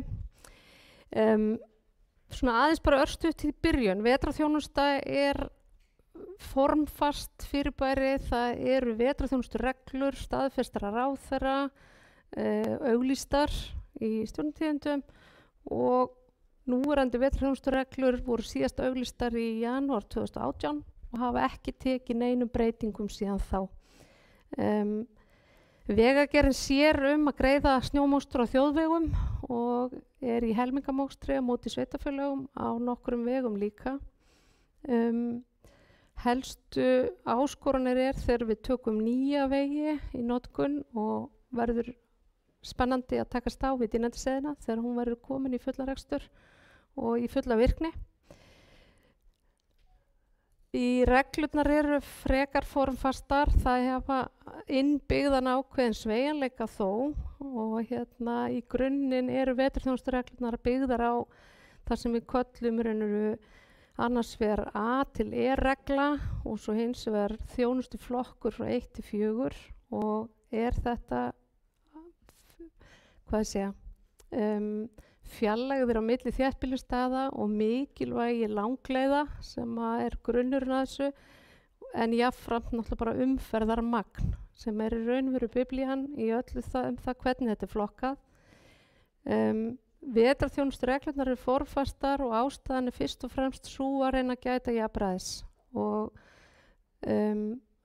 landið allt horft með sömu gleraugum, það ekki tekið sérstakt tillit til einhverja einstakra þátta, heldur eingöngu látið stjórnast af í raunveru umferðinni og þessu annars vegar skilgrindum styttri leiðum á milli þéttbýlisstaða sem undir 20 km og svo þessum mikilvægu langleiðum. Reglurnar leggja grunn að því hversu oft mokað, hvað þjónusta marga daga. Við erum frá því að vera eins og sjást má á þessari mynd svörtu vegirnir sem með 7 daga þjónustu og niðri að vera bara 2 daga þjónusta og alveg niðri það að vera bara moka vor og haust en sem betur fyrir það nú ekki margar leiðir. Þetta líka formfast hvað varðar þjónustu tíman sem mig grunnar að sé nú mjög áhugavert að ræða hér og margir áhugasamar að ræða. Þjónustutíminn ræðist fyrst og fremst af þessum þjónustuflokkum og hvar í raunveru hversu langt frá þéttbýlisstað eða þeim stað þar sem að þjónustan veitt frá. Það að segja hvar við getum verið með verktaka sem sinna þjónustunni á viðkomandi leið. Við byrjum sem sagt á morgni og línuriti hér sýnir nákvæmlega hvernig þetta skilgreint. Það eru leiðir sem eru þjónustuflokki 1 sem náttúrulega svona bara nánast suðvesturhornið. Það sólarhringsþjónusta en alla jafna byrjum við raunveru ekki þjónustuna fyrir en eftir klukkan 6 og á morgnana og erum að ljúka síðustu bílar í hús klukkan 10. En svo fer þetta náttúrulega mjög eftir því hversu langt veg að fara fyrir verktakann og þá sem að sinna þjónustunni, til dæmis hvenær viðkomandi leið orðin fær í heildina. Aðeins aftur á svona heildinni, vetrarþjónusta á landinu öllu gríðarlega umfangsmikil. Á síðasta ári hér sjáum við línurit sem sýnir raunveru akstur þeirra bifreiða sem sinna þjónustunni. Við vorum á síðasta ári með 84 vörubifreiðar í föstum samningi að sinna þessu fyrir okkur og árinu 24 það stæðsta nokkur sinni í þjónustu vegagerðarinnar og það keyrðu þessi farartæki yfir 2 milljónir kílómetra í vetrarþjónustu. Við erum nú mjög lukkuleg í dag, það sem af þessum vetri frá áramótum hefur ekki verið mjög mikil þjónusta og við erum gríðarlega ánægð með að það hefur ekki kostað okkur mjög mikið. En þið sjáu það þarna fjólublá lína sem svona frekar lág í augnablikinu og eina línan sem þarna neðar árið 21 sem var COVID sem var bæði gott veðurfarslega ár en einnig mókuðu við minna einfallega vegna þess að það voru samgöngutakmarkanir og COVID ríkti. Þannig að það lægsta árið. okkar. Aðeins skipting á milli landsvæða, þetta skipting eins og svæðisskrifstofur Vegagerðarinnar eru og Vesturland og Vestfirðir eru þar að landi hérna árinu 24 cirka 25% á öllum snjómokstri.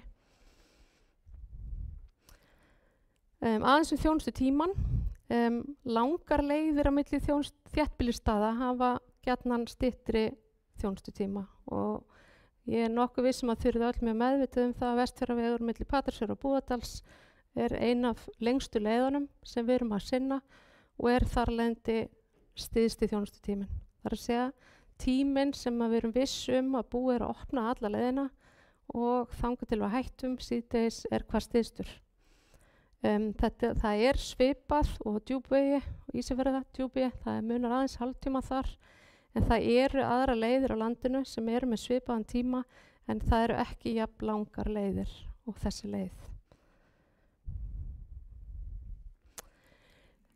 Við fáum gjarnan áskoranir það að endurskoða vinnureglunar og það mikið ákall og fyrir 2 árum síðan það fórum við í mikla vinnu, fórum í herferð, fórum víða af land, hittum hagaðila, sveitarstjórnarfólk, flutningaaðila, ferðaþjónustuna og fórum yfir hvað helst og hvað ákallið út úr þeim fundum og urðu til svona eins og við kallum mismunandi sviðsmyndir og það sem var efst á óskalista á öllum þessum samráðsfundum var fyrst og fremst lengri þjónustu tími innan hvers dags og þá sérstaklega á langleiðunum.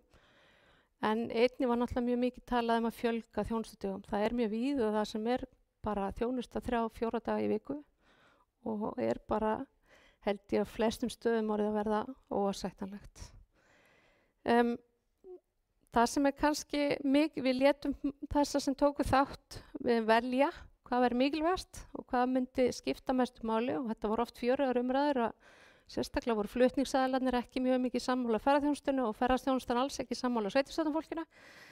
En svo látið þið kjósa og þetta niðurstaðan úr þessari mikilvæga röð og það var efst skólasókn og ég veit að það líka mjög mikil áskorun hér. Atvinnusókn var númer 2, ferðamannastaður og aðgengi þeim númer 3 og svo flutningsleiðir var númer 4 í áherslunum. Allir hagaðilar voru þá sammála að áherslu þættinni skarast og ekki auðvelt að velja endilega hvað rétt hærra heldur en annað. Vinnusóknarsvæði sjálfsögðu, fólk kemst ekki til að starfa í skólanum ef það ekki búið að moka, þannig að ekki kemst fólki í vinnuna, þannig að skólasóknin getur svo sem ekki orðið í raun ofar heldur en atvinnusóknin, en þetta helst náttúrulega mikið í hendur. En það sem kannski staðreynd málsins að kostnaður í dag við núverandi vinnureglur meiri heldur en núverandi fjárveiting Vegagerðarinnar til málefnisins og það nokkuð ljóst að ekki verður hægt að auka í nema fjárveitingar aukist til mikilla muna. Aðeins pínlíti bara svona ganni inn í þessu umræðu og við vorum aðeins að ræða þessar lokanir og ég tók saman smá tölfræði þessar helstu leiðir hér á svæðinu. Hérna erum við að sjá lokanir í fjölda daga og þetta svona mislang hver lokun. Stundum hafa þetta verið lokanir alveg í meira en 1 sólarhring en oft bara hluta degi. Það áhugavert þetta með Klettsálsinn með því að við vorum að ræða það Valur nefndi það með jarðgöngin að lokanir fjöldi daga í febrúar 22 var alveg augljóslega greinlega erfiði mánuður á öllum þessum stöðum. En svo hefur þetta nú svona aðeins, ég sé á bláu súlurnar verið náttúrulega árið 24 þar sem þetta hefur aðeins skaflera. Hverju sem erum að kenna. Aðeins Dynjandisheiðina, við byrjum að reyna að þjónusta Dynjandisheiði að einhverju ráði hausti 20 og höfum smá saman aukið í og bætt við. Þetta var svona og ennþá svo sem pínlítið í þróun hjá okkur, hvernig við gerum þetta og hvernig best að gera þetta. Veturinn í vetur hefur verið með 5 daga þjónustu og við hefum reynt að sinna því og færa það til mókstusdaga ef að hefur gefið betur aðra daga. Þannig að sjáum við 22 eru gulu súlurnar og svo bláu árið 24 og við sjáum að eftir því sem Sigurþóri hefur gengið betur að klára áfangan upp á heiði að þá hefur þetta lagast og við náð betri tökum á að opna og geta haldið meira. hér annað grafi sýnir lokanir, það fjöldi daga og hitt sýnir lokanir í klukkustundum sem hluti allar mánuðum og mars mánuð 22 þá var 80% dýrnættisveiðin lokuð og þá er ég að tala dag og nótt. Þannig að það var svona ekkert langt frá því hvernig það var fyrir dýrafærugöng. Við náttúrulega miðlum alltaf öllum okkur upplýsingum á umferðin.is og ég veit svo sem að þið þekkið öll þann vef hér hjá okkur og þarf að hafa fleiri orð það. Mér langaði bara aðeins að ítreka og svona upplýsa. Við erum með 2 vaktstöðar, eina á Ísafirði og eina í Reykjavík. Þær eru opnar allan sólarhringinn. Næturvaktin á vaktstöðinni í Reykjavík en það alltaf hægt að ná þangað inn og það alltaf verið að vakta ástandi hér sem annars staðar á landinu á nóttunni þó svo að Ísfirðingarnir okkar séu farnir heim að hvíla sig. Upplýsingaþjónustan opið milli 6:30 og 22. Við erum stöðugt að uppfæra skráningarnar á vefnum eftir því sem við vitum hvort sem það berst að degi eða nóttu og við miðlum því alltaf út á vefinum leið og við vitum það. Ef ekki tekst að halda vegahopnum vegna veðurs þá reynum við að loka og við höfum reynt að gera meira því að síðustu árum að loka helst áður en í óferðina komið. Við höfum ekki það hlutverk og okkar starfsfólk eða verktakar að hjálpa til eða leysa úr vandræðum þegar fólk orðið fast. Við að sjálfsögðu gerum það og aðstofum eftir getu en það ekki okkar hlutverk og verktakarnir okkar hafa ekki þau viðmið að þeir eigi að gera það. Við sinnum þó gjarnan því að aðstofa fólk og hafa samband við einhvern sem getur aðstoð, hvort sem það aðstandandi eða dráttabílaþjónusta eða björgunarsveit en það fyrst og fremst hlutverk lögreglunnar að kalla til í aðstoð þar sem fólk í vanda. Við höfum eingöngu heimildir til þess að fjarlægja mannlaus farartæki og eingöngu ef þar að segja að þau hindra eða valda öryggisvá á vegi eða hindra möguleika að við getum opnað veg. Örstutt, nota mér tækifæri víst ég koni pöntu almenningssamgöngur, ég veit það ekki vetrarþjónusta en af því að þetta stendur mér aðeins nærri, mér langaði bara að upplýsa ykkur. Við erum í útboðsferli með flugið til Bíldudals. Það verður tilbúið opnuð 1. apríl. Nýr samningur tekur gildi 16. nóvember. Bara fyrir samningur að renna út. Varandi Baldur, þá hann kominn í slipp núna og verður fram á páskum. Það var boðið út í haust reksturinn á Baldri. Það var fyrirtæki Ferjuleiðir EHF sem var lægstbjóðandi og erum við að ganga frá samningi vonandi fyrir vikulok við það fyrirtæki. Það fyrirtæki mun taka við reksturinn 1. júní og fram að því var unnu Sæferðir sinna reksturnum eftir að Baldur kemur úr slipp. Það verið mikið rætt gjaldskrána. Í útboði og útboðsgögnum Vegagerðarinnar bara tilgreind hámarksgjaldskrá sem sagt og rekstraraðilinn getur eins og hann vill lækkað gjaldskrána frá því sem við getum í útboðsgögnum. Nýr samningur hljómar upp á sömu tíðni og sömu þjónustu og verið hefur þannig að við sjáum ekki fram á það að vera nein breyting þar á. En takk fyrir.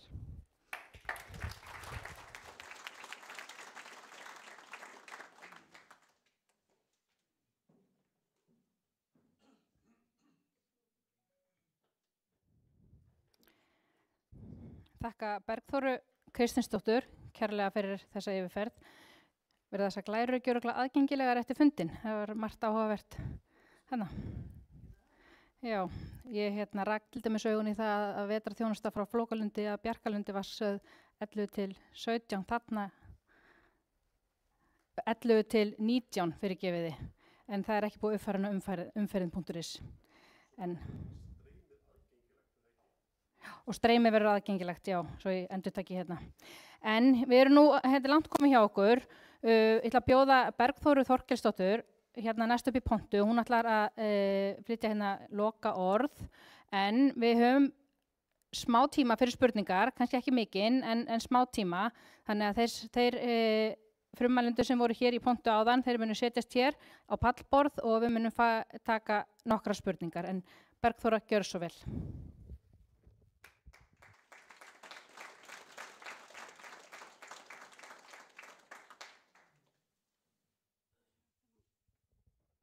Þetta er alltaf læfing. Þetta er nú við. Er þetta svona? Heyrðu, ég ætla nú kannski bara að byrja að þakka fyrir fullan sal. Það er algjörlega frábært. Þessi fundur er þannig til komin að við sátum og vorum að bara í okkar hefðbundnu störfum og sáum það að Vestfirðir og Vesturland kom mjög oft upp sem áskorun og tækifæri í okkar störfum. Þannig okkur fannst að það væri bara tilefni til þess að hóa saman fundi og ég held að þessi mæting sem ég sé hér núna, hún eiginlega staðfesti það. Það sem að kemur fram, og ég vona að þessi erindi okkar hafi svona farið nokkuð neginn yfir það sem að ykkur snýr af okkar störfum. Það koma þá bara fyrirspurnir ef svo er ekki. En það sem að ég heyri enduróm og kannski sérstaklega frá ykkur, Vestfirðingum sem hér hafa talað og kannski þeim áskorunum sem við höfum verið að fara yfir. Það er náttúrulega það að samgöngur eru lífæð mannlífs, atvinnulífs og byggðar. Og við erum heppin að við búum í stóru landi sem er iðandi lífi. Við erum þjóð sem hefur þróast og þroskast ævintýralega hratt og ævintýralega jákvætt. En þessi starfsemi, þessir innviðir hafa ekki náð að fylgja með. Og ég held að við getum sagt og við myndum vilja leggja áherslu á við vegagerðar fólk að það þarf að verða viðhorfsbreyting til þessa viðfangsefnis samgangna. Og þá er það alveg sama hvort að það er nýlagn, nýbygging, nýframkvæmd, viðhald, vetrarþjónusta, þjónusta almennt, almenningssamgöngur eða hvað það er. Þetta er lífæð og undirstaða okkar atvinnuvega, undirstaða okkar lífsgæða í þessu stóra harðbýla landi. Og við höfum kannski umgengist þetta svolítið eins og lúxus. Það hefur svolítið verið talað um nýframkvæmd eins og lúxus og þegar við stöndum með, við erum eiginlega búin að sauma svona á buxurnar okkar, þú veist svona til að vera á hnjánum með peninga í viðhald. Að skilurðu, við finnum ekki, höfum ekki fundið kannski þennan skilning á þessu viðfangsefni fyrir en þetta bara hrynur í höndunum á okkur. Og það á ekki að þurfa að hrynja í höndunum á okkur því við höfum svo sannarlega talað fyrir þessu, lagt fram minnisblöð sem væri hægt að binda inn í mörg bindi og gert grein fyrir þessu alveg eins og við lifandi getum. Þess vegna segi ég það þarf að verða viðhorfsbreyting til þessa viðfangsefnis. Ég hef horft upp á bara breytingarnar sem stórar samgönguframkvæmdir hafa bara haft á mannlíf. Ég vil bara nefna Dýrafjarðargöng og ég fékk sem sagt bréf frá manni sem situr hér á fremsta bekk sem var þá að kvarta yfir því að því að við hefum sem sagt klárað Dýrafjarðargöng og þá höfðu menn sameinað Heilbrigðisstofnun Vestfjarða, skildi ég. Og þá var allt í orðið vandamála hjúkrunarfræðingar sem voru á Ísafirði urðu veðurtepptir á Patreksfirði. Og mér hefði bara ekki hugmyndaflug að menn dytti í hug að senda hjúkrunarfræðinga frá Ísafirði á Patreksfjörð. En þetta er bara dæmi tækifærin sem opnast. Þetta kostar mikið og þetta er umfangsmikið. Landið okkar er stórt og vegakerfið er stórt, samgöngukerfið er stórt. En tækifærin sem opnast hjá dugmikilli þjóð eru miklu stærri. Og þess vegna held ég að við þurfum einhvern veginn að fara að tala fyrir því og vegagerðin getur svo sem er mjóróma og þess vegna er ég að biðja ykkur að hjálpa mér að tala fyrir því að við höfum efni á því og leggjum fjármuni í þessa starfsemi. Viðhaldsmáli núna eru í bráðavanda og við þurfum fjármagn mjög nauðsynlega í ár og á komandi árum. Og það sem ég óttast mest, það með fullri virðingu fyrir þessum pólitísku fulltrúum sem eru hérna, ég óttast mest pólitískar reddingar. Þær eru mjög góðar og við afþökkum þær ekki, þau skulum alveg halda því til haga, en þær eru bara ekki nóg. Þetta viðvarandi verkefni sem þarf að vera unnið, að festu og siglu á hverju ári og ekki svona reddum þessu fyrir horn eins og við kannski stöndum frammi fyrir núna. En tíminn liðinn og ég bara þakka kærlega fyrir að hafa tekið svona vel í að koma og hitta okkur og ætla ekki að hafa þessi orð fleiri.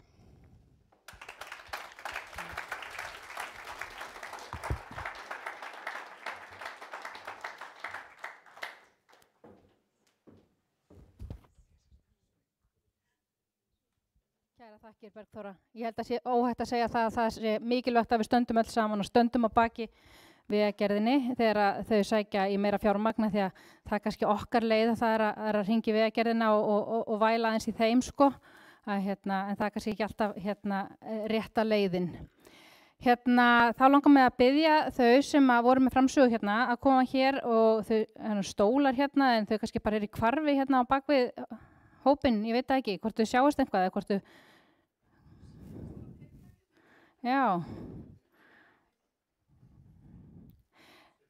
Já, það ekki bara. Og svo ég hugsa mér að rétta þetta bara eins og hljóðnema innan fram. Er það ekki hægt að gera það, Stefán? Er þið með auka hljóðnema? Frábært. Frábært. Og ég sá allavega áðan að slító er ekki orði virt. Hvernig...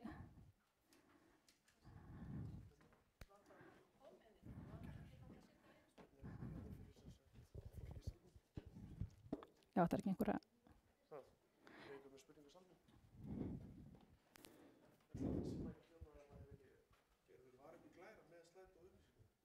Það vor í fundarbóðinu upplýsingar slætó, það er slætó.com og samgöngur er lykilorðið. Þannig að, en það er ekkert konun spurningar þar. En er ekki einhverja spurningar hérna úr sal? Já, það eru margar spurningar hérna úr sal. Kannski ég fái bara... Já, það væri kannski bara...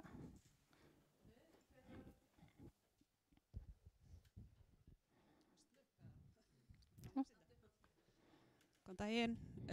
Rebekka Hilmarsdóttir heiti ég. Ég er formaður heimastjórnar Patreksfjarðar og fyrirverandi bæjarstjóri Vesturbyggðar. Og mér langar bara að þakka fyrir erindin í dag, upplýsandi og bara ótrúlega gaman að fá ykkur og eins og mér sannlega flesti vinninni finnst mjög gaman að tala veginn okkar. Ég er með nokkra spurningar og ég ætla að kannski fá bara að þylja þær upp og beina til einstakra frumælenda. Kannski fyrsta Guðmundur Valur, þú fórst aðeins yfir jarðgangakostina og í rauninni þessa forsendugreiningu sem Háskólinn á Akureyri vann á sínum tíma. Og því ég fór nú dálítið vel onni í þá forsendugreiningu og hafði nú ýmislegt þannig að athuga á sínum tíma líka. Að stendur eitthvað til að skoða þá forsendugreiningu aftur, endurskoðana og þá kannski aðalega hvernig lokunar tilvik hér á sunnanverðu Vestfjörðum voru metin. Það var eitthvað rétt að samhliða Súðavíkurgöngum verði farið í að tvöfalda göngunni Breiðadals og Botnsheiði og er þá litið á það sem eina heildstæða framkvæmd. Pálmi, mér langaði aðeins að vekja athygli á malavegunum því að við eigum mikið af þeim á sunnanverðu Vestfjörðum og mikið af þeim á okkar helstu ferðamannastaði og eru núna að verða einn mesta áskorun þessa landshluta varðandi sólmyrkvann sem er framöndan. Hvað er hægt að gera til þess að fá meiri fókus á það að reyna að bregðast við þessum malavegum og fækka þeim? Því að þeir virðast bara vera svona afgangsstærð og eru svona ásamt öllu hinu viðhaldsvesenið okkar. Þannig að er eitthvað sem Vegagerðin hefur skoðað hvernig væri hægt að auka fókus þá fjárveitingavaldsins á það að við gerum eitthvað í þessum gömlu malavegum.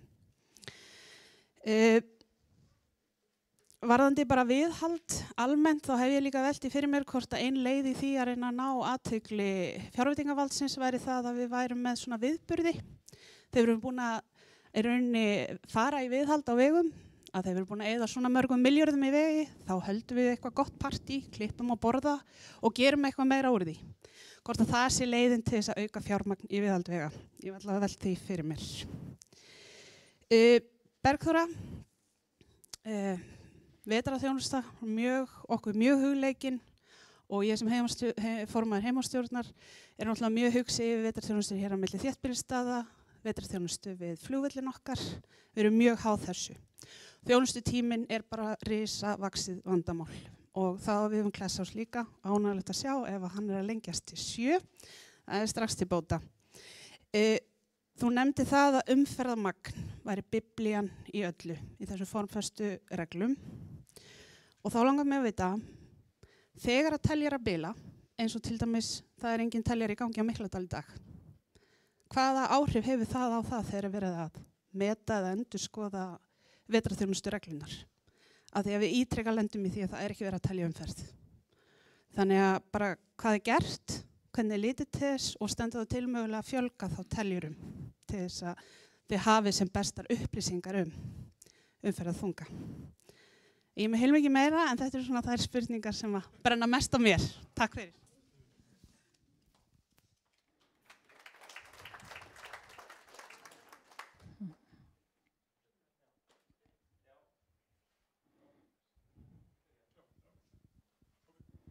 Já, takk fyrir þetta Rebekka. Þú nefndir hérna Súðavíkurgöng og BB sem einn framkvæmd, ekki eitthvað sem einn framkvæmd en það var bara í framkvæmd áætlun verið svo stilt upp hlið við hlið til þess að ég hafa bara talið hagkvæmt, eða mögulega hagkvæmt að framkvæmd þetta á svipuðum tíma. Það var það sem var stilt upp en ekki sem einn framkvæmd sem slík.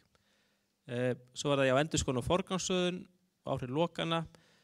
Já, ég held ég kom aðeins inn á þetta áðan að þetta byggir þetta mat á, við tókum út endurskoðunar sem gerðum það okkar sumt og annað ekki, en bara þessi að fylgjast með umferðinni og fylgjast með hvernig hún er að þróast áfram, við munum þurfa að gera það. Það verður áhrif á arðsemi sem við reiknum, áhrif á umferðaröryggi og lokanir ekki síst, bara hvernig við erum að mæla þær og ég held að Bergþóra kom aðeins fínt inn á það að það er sem að við þurfum bara að horfa betur á og greina, held ég. Og þetta mun það koma til þegar menn komast lengra. Já, takk fyrir góða spurningar. Varðandi malarvegina, þá kannski fyrst varðandi bara hefðbundna viðhaldið á malarvegunum, þá er það svo sem bara í takt við annað sem ég fór yfir áðan, það er bara vanfjármagnað. Þannig að það er rétt dugar til þess að hefla kannski 2-3 umferða mestu vegina og aðrir vegir eru bara út undan. Varðandi að koma bundið slitlagi á þessu vegi, þá erum við með pott sem heitir tengivegasjóður, sem bara er akkurat svona sjóður.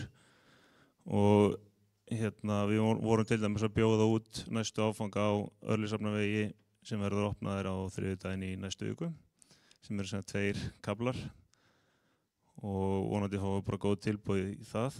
Og þeir í framkvæmdi stilt upp þannig að við ætlum að vera búin að koma slitlagi allavega þessa stubba fyrir það er ekki 12. ágúst á næsta ári.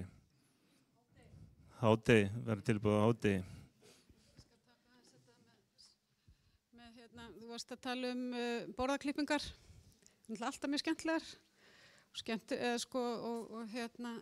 og ég held að það sé bara góð tillaga eða góð hugmynd, sérstaklega ef við gætum nú aðeins náð einhverjum svona vexti í þetta að gera eitthvað slíkt. Við höfum velt fyrir okkur að halda útför en við vorum að velta fyrir okkur að halda útför á einum tilteknum vegi, ég ætla ekki að segja hvaða vegur það er á viðkvæmt en hitt er betra. Já, takk Rebekka. Þjónustutíminn er eitthvað sem við erum öll mjög mikið að hugsa og sérstaklega eins og hjá ykkur, ég menn þetta er náttúrulega nánast bara innanbæjar þjónusta hér á milli þéttbýliskjarnanna en því miður eru reglurnar þannig að þær gera bara ekki greinarmun á þeim þörfum sem eru til staðar í dag, hvorki hér eða annar staðar, sem eru bara allt aðrar heldur en þegar reglurnar voru búnar til og lagðar upp. Og það hefur bara ekki verið vilji til þess að uppfæra og breyta og fjármagna í raun og veru viðbætur sem þurfa til þess að við getum mætt þessum óskum. Þannig að það er nú eiginlega bara sorglega staðreynd málsins. Ég hljóp á mig, ég verði að leiðrétta mig. Bríet hnippti strax í mig, ég hljóp á mig, við erum ekki búin að lengja Flókalundur, Búðardalur til 19 og við höfum verið að skoða, það ennþá 1730, en við höfum verið að skoða að hliðra til og gera það sambarlegt og við erum með á norðanverðu í djúpinu, þannig að það í skoðun.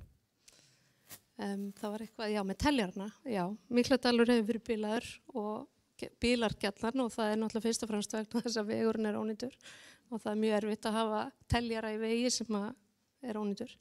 En þegar við erum að endurskoða umferðartalningar, þá gerum við gjarnan skynditalningar og við þekkjum hvernig dreifingin yfir árið og sólhringinn og við skölum til skynditalningar til þess að geta metið betur.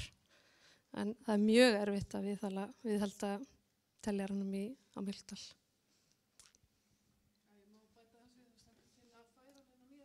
Akkurat, nákvæmlega.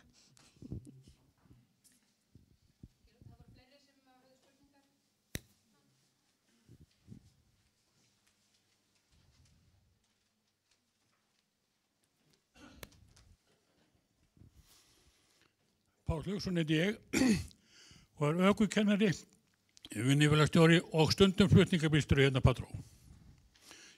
Ég býð ykkur hjartalega velkomin. Takk fyrir komuna. Það sem mig langar til að nefna umferðaröryggismál sem náttúrulega að brennur á gröllum. Og mig langar til að tala gatnamótin á þjóðvegi 1 og þjóðvegi 60.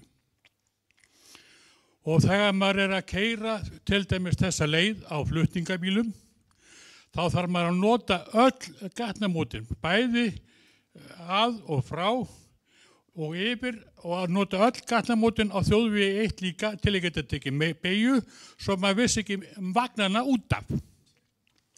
Það ákaflega einföld lausn að gera beygjurein til hægri frá Bröttubrekku inn á þjóðvegi 1 og góða aðrein þaðan frá inn á þjóðvegi þannig að gera þetta eins og hjá fólki algjörlega áhættulaust og nota aðrein sem henni til ætlast.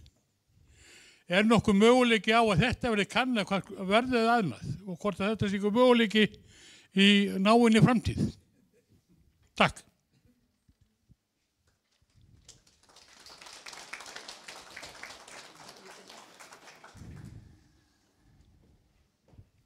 Takk fyrir góða ábendingu, Páll. Við erum með sjóð sem heitir stærri öryggisaðgerðir og þetta verkefni á þeim lista hjá okkur á Vestursvæði og bara í raun og veru undirbúningsfasa. Það ekki komin tímasetning á breytingu á gatnamótunum en þetta í skoðun og verið að skoða allt ferlið þarna í gegnum þessi gatnamót. Þannig að þetta í vinnslu.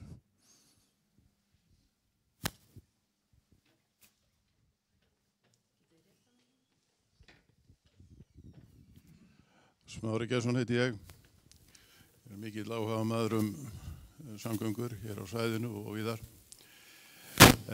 Ég tók eftir því að flest jarðgöngin sem eru í bígerð eru lengst upp á fjalli. Og til dæmis áætlun jarðgöngin hérna yfir Mikladal. Þau eru lengst upp á fjalli. Ég fór í huga mínum yfir öll þau slys sem hafa orðið hérna á þessum vegi sem ég man eftir og þau hafa flest verið fyrir neðan þar sem jarðgöngin að koma og ég tel að það sé mikið öryggisatriði í vegamálum að jarðgöngin sé sett niður á láglendi, ekki upp á fjall þar sem slysin yfirleitt ekki að verða. Og ég man ekki betur en að þessi skýrsla sem ég las eftir Háskólann á Akureyri vegagerð, eða jarðgangagerð, að þar hefðu verið að tala til dæmis breikkun Vestfjarðaganga eða gera ný göng. Og þar einmitt kemur það fram að göngin hafa verið að lokast vegna snjóflóða við gangna munan. Og erum við að búa til ykkur göng sem eru stórhættuleg vegfarendum þegar við að leggja í svona dýraframkvæmdir ef við ekki að fara að leggja þetta niður á láglendi og það er einn kostur reyndar við þetta að leggja göngin upp á fjöllum. Færeyingarnir eru alveg vittlausir í að koma til Íslands og hlæja að því hvað þessi vittlausir við erum að vera að búa til jarðgöng upp á fjöllum. Þeir kunna nú alveg örugglega að leggja jarðgöng. Ég bara spyr ykkur öll af þessu.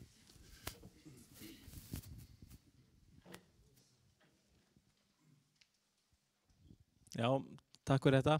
Þetta er bara ágætis punktur og ég held að sé fjallað það líka í okkar greinargerðir að þetta eru fyrstu hugmyndir í raun, þessi Miklidalur og Hálfdan göngin. Það er verið að reyna að leysa vetrarlokanir. Þeir eru hátt uppi munnatir, þannig ég held að það hef ekki farið fram, ekki verið laðað veglínur, það hef ekki verið farnar í reynar jarðrannsóknir eða slíkt. Þannig að það bara er næstu verkefni að í raun skoða það betur og hvort það séu möguleikar á göngum neðar. Þau munu vera töluvert lengri vantarlega, þannig að vera að ná þeim eins stuttum og hægt er raun og veru. En þetta er bara eitt af verkefni framöndan.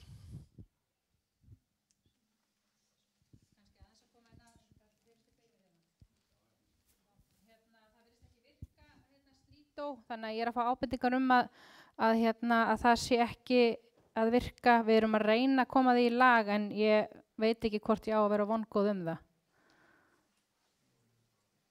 Þannig að við byggjum bara velvirðingar á því að þetta sé svona. En einhverja fleiri spurningar úr sal? Ja.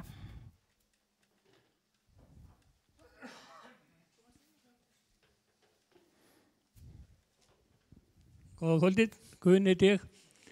Ég langar að þakka fyrir þennan fund og ég langar með að veita fyrirspurnum til Guðmundar Vals, hann er sæðisturinn okkar hérna, ef ég man rétt. Hvernig í ósköpunum stendur á því að nýjustu vegirnir okkar hérna á Vesturum er ónýtustu vegirnir. Þá legg ég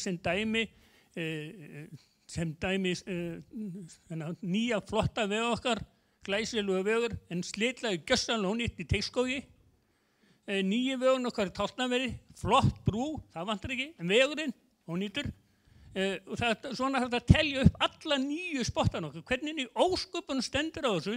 Ég er búin að keyra hérna hringinn kringum landið á núna síðustu 50 ár. Ég finn hvergi svona glæsilega vegi en hvergi að léleg slitlag. Það er ekki hægt að kenna undirstöðun á nýju vegunum okkar. Það var endurnýjaður í Reykhólasveitin í sumar og það rigndi í haust, nei í vetur, slitlaði ónýtt. Hvernig stendur á þessu? Takk fyrir.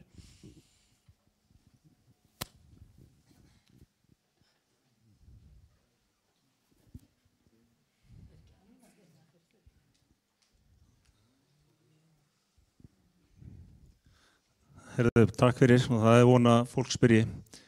Í einhverjum tilfellum, á þess að ég ætla að fara onni í hvert verkefni fyrir sig, að í einhverjum tilfellum hafa bara orðið mistök. Við höfum verið að nota kannski burðarlög sem að hafa klikkað. Það hefur eitthvað í efnismálunum sem að hefur misfarist. Og þetta eru verkefni sem við bara erum að fara ofan í og fara yfir hvað við höfum gert rangt. Og ég er bara algjörlega sammála því. Það er raun og veru bara glata og sérstaklega þegar þú stendur í þeim sporum að það er ekki fyrir hefðbundnu viðhaldi að nýju kaflanir séu ekki í lagi. En við vinnum bara hart að því að bæta það og ég held að sé alveg þannig að það er ekkert langt frá því að vera allir nýjir kaflar sem er ónýtir þótt að séu einhverjir og hérna, já, þannig að ég held að í einhverju tilfellum er þetta bara mistök í okkur. Já, nú hef ég ekki keyrt hann, þannig að ég gerir það eftir, þannig að þá kíkja ég á það. Herrast, Lító er komið inn, ef er einhver sem að er að brenna inni með spurningu heima, þá er smá tækifæri að henda því inn núna, en við finnum svona að þetta fer að síga og setja hlutan hjá okkur og við kannski tökum tvær spurningar í viðbót tíðan úr sal. Mögulega aðeins fleiri, sýnst það. Já, góða kvöldið. Ásgeir Jónsson heiti ég í Tálknaveri. og þakka ykkur fyrir að koma, þó svo að hefði nú verið gaman að sjá eitthvað sem að hefur fjárráð með ykkur, ekki bara þá sem eiga sjá framkvæmdirnar. Mér langar aðeins að fá ykkur til þess að svara frekar fyrir byggblæðingarnar, af því að nú oft á tíðum þetta ekki einu sinni byggblæðingar, heldur þetta sprungið slitlag sem bara reytast upp undan þunga stórra ökutækja og hefði mátt koma í veg fyrir, og þetta náttúrulega kemur inn á fjárveitingavaldi, hefði mátt koma í veg fyrir með yfirlögn, og við sjáum það sem keyrum þessa vegi sem að höfum ykkur tíma komið nálagt jarðinu. Til dæmis bara ef við tökum Gufudalssveitina og þar sem að slitlagi fór á í frosti, eða þegar slitlagi fór á í Tálknafirði í frosti, og verktakinn bauðst til þess að koma með jarðýtu til þess að fletta slitlaginu af ef að Vegagerðin myndi borga nýtt slitlag, en það var ekki tekið vel í það. Svona vinnubrögð erum við bara ekki tilbúin. Þú verður að koma þér að spurningunni. Já, bara hvernig stendur á því að við erum að sjá svona vinnubrögð trekk í trekk varðandi það að það er ekki gengið frá ónýtum vegum. Þú veist, við getum ekki alltaf skilt okkur á bakvið, það verður þá að sækja meira fjármagn.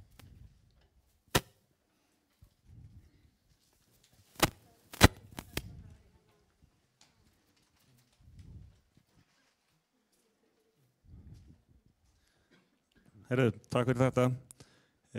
Varandi blæðingarnar almennt, þá það bara klárt eins og ég fór yfir áðan að ef við erum með brotin slitlög þá eru meiri líkur á blæðingum og brotin burðarlög. Ef við náum ekki að sinna, við erum að yfirleggja yfir slitlög í dag sem eru sprungin og eru ónýt, í raun og veru óviðhaldshæf, og það eykur líka líkurnar á því að við fáum byggblæðingar upp úr þeim slitlögum.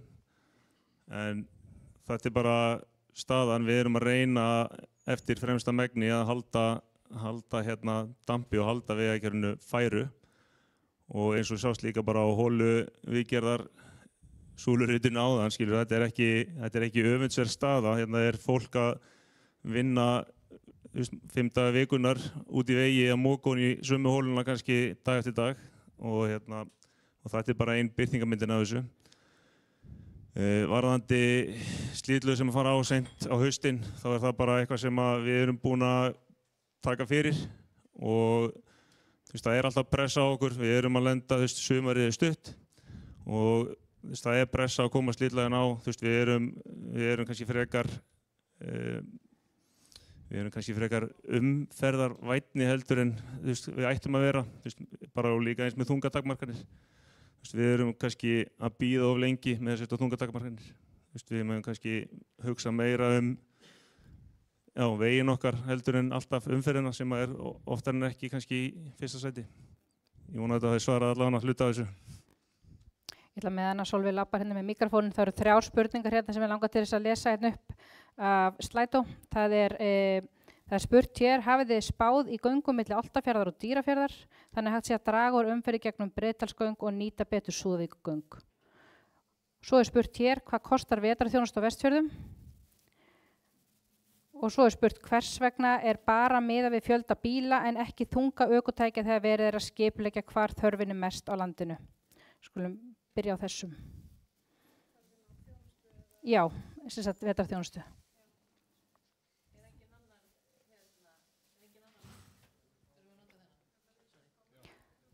Já, fyrirgefðu Jón Páll, þetta var ekki ákveðið fyrirfram. Herru, mér langar aðeins að bæta við þessum Pálmar var að tala blæðingarnar af því að ég er nú malbyggsverkfræðingur líka.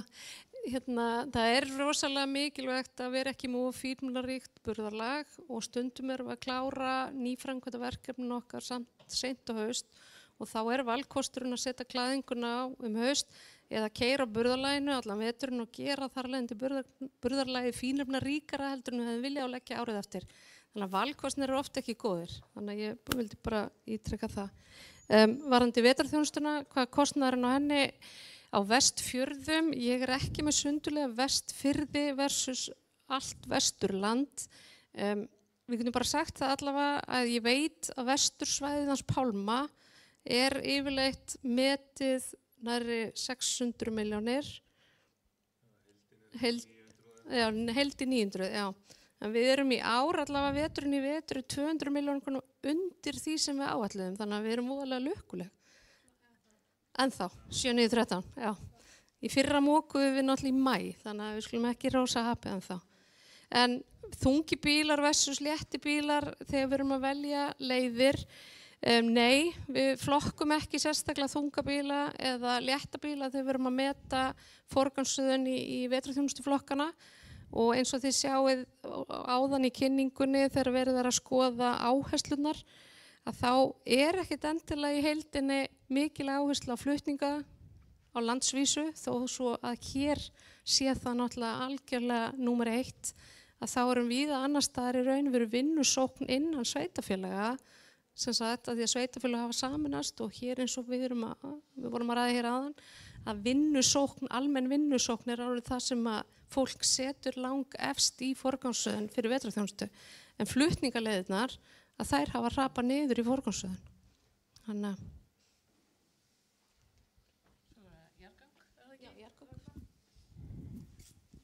Já, við spurtum jarðgöng, var það jarðgöng þá voru Álftafirði yfir í Dýrafjörð eða Önundarfjörð?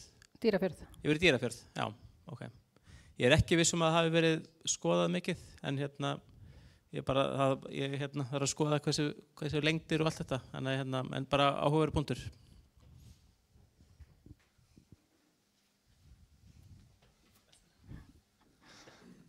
Já, komið sæl, ég heiti Jón Páll og ég bæjarstjóri í Bolungarvík. Takk fyrir fundinn. Ég sé ekki betur en hérna sitja hérna fyrir framan mjög hæft fólk sem að veit alveg hvað það á að gera og alveg til í að gera hlutana eða það peninga. Þannig að ég held þvert á móti að pólitísk afskipti séu nauðsynleg vegna þess að ég held að pólitísk stefnumörkun sé bara nauðsynlegt fyrir okkur til þess að gefa þessu fólki tækifæri til þess að halda áfram. Og mín spurning þá í því sjónarmiði jarðgöng og forgangsröðun jarðgangna. Það fór allan að fram hjá mér í þessum mikla fjölda jarðgangna sem á að fara í hérna fyrir vestan. Hver forgangsröðun það var gerð skýrsla 21 minnum mig. Þannig ég er svona að velta fyrir mér hvort það eigi þá að endurvinna þá forgangsröðun og hvort það eigi þá að leggja hana fram sem eitthvað gagn sem hefur þá farið eftir og hvort það endumat þá verður það tekið tillit til þeirra gagnrýni sem það hefur fengið varðandi efnahagsmál og samfélagsmál sem við höfum verið að benda á að hér eigi við fyrir vestan í þeim tilgang og færa okkur upp listan.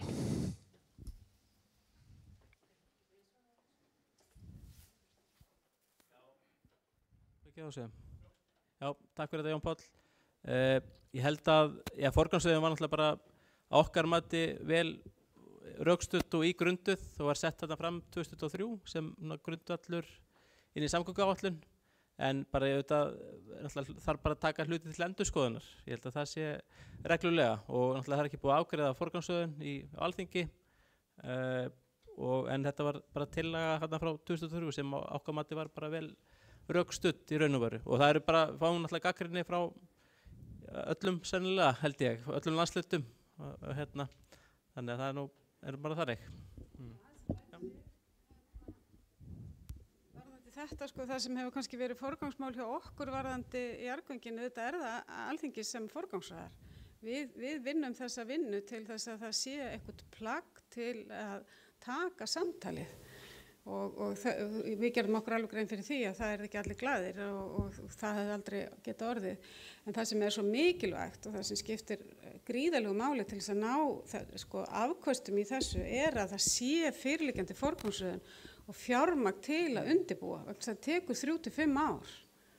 Það ekkert, menn klipp ekkert, menn smella ekkert fingrum með jarðgöng. Það tekur 3 til 5 ár og þá ganga hlutinni vel. Þannig að það mikilvægt. Þannig að það gríðarlega margar stórar ákvarðanir sem þarf að taka í samgönguáætlun sem á að leggja fram í haust. Verður það vonandi afgreitt einhvern tíma næsta vetur. Vona ég. Bara kannski bæta östutt við að þetta held ég mikilvægt líka upp á fyrir svæðið í heild sinni.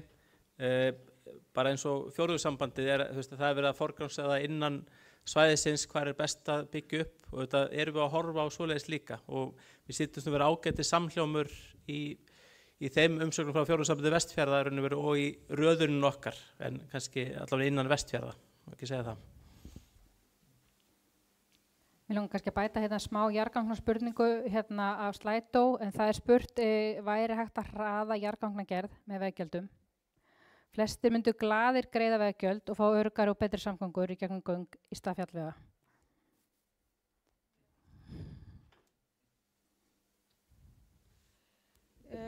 Ég held að svarið sé kannski ekki endilega nei en það hins vegar heldur ekki já. Og já þýðir það að það ekki hægt að fjármagna jarðgöng á Íslandi með veggjöldum. Þau eru of umferðarlítil og jarðgöngin of dýr. Þannig að það þarf að fjármagna þau öðruvísi. Það eru aðrar framkvæmdir sem liggja betur við veggjöldum. En þá kannski kemur samt að því að það að reka jarðgöng gríðarlega dýrt. Og bara til dæmis, bara ein jarðgöng, umferðarmikil jarðgöng, kostar 200 milljónir á ári. Og veggjöld gætu til dæmis komið til móts við það að það sé hægt að reka þau vel og gæti verið innlegg í máli þannig. En já, það ekki já og það ekki nei, en það eitthvað staðan á milli. Loka spurningu sal, slá botnin í þetta.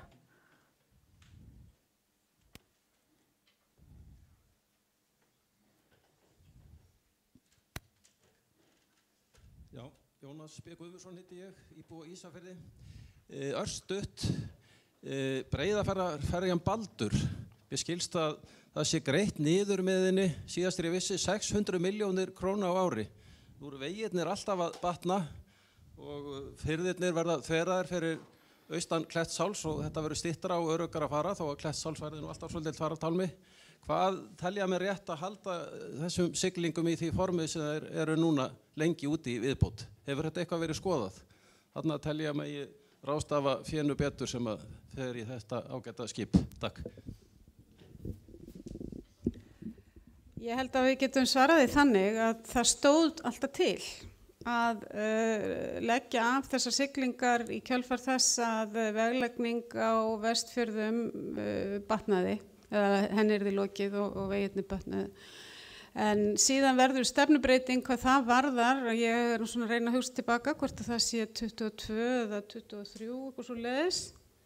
Já, sannlega 22 og þá sem sagt, og það meðal annars vegna áskorunar frá Vestfirðingum og vestlendingum að þessi ferja hefði gríðarlega mikilvægt hlutverk og þannig að innviðarráðuneytið gaf það út þá að það yrði stefnt á framtíðar ferjusiglingar á Breiðafirði og þetta skip meðal annars keypt í kjölfarið á þeirri stefnumörkun.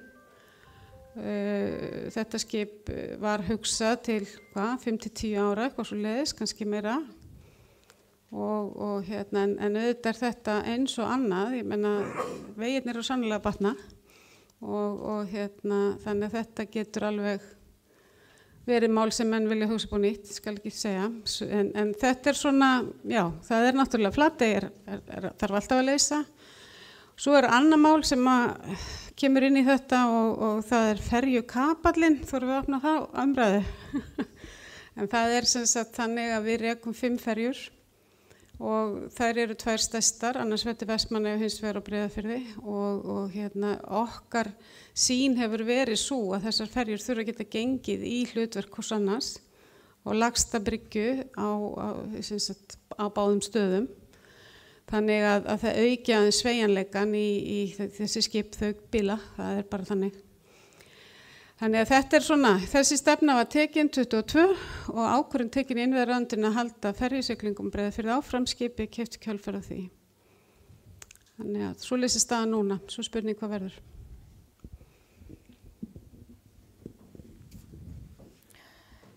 Þá held ég að við sláum botnin í þetta í kvöld. Þetta búið að vera virkilega góður fundur. Við langar að þakka Vegagerðinni fyrir frumkvæðið, hafa haft frumkvæðið að þessu fundi og koma hérna og fara og þessa góðu yfirferð á málefnum Vegagerðarinnar. Við getum náttúrulega setið hérna langt fram eftir og spurt þau, en við kannski hlífum þeim við því. En þetta er bara endum þetta á því að gefa þeim gott klapp og þakka þeim fyrir.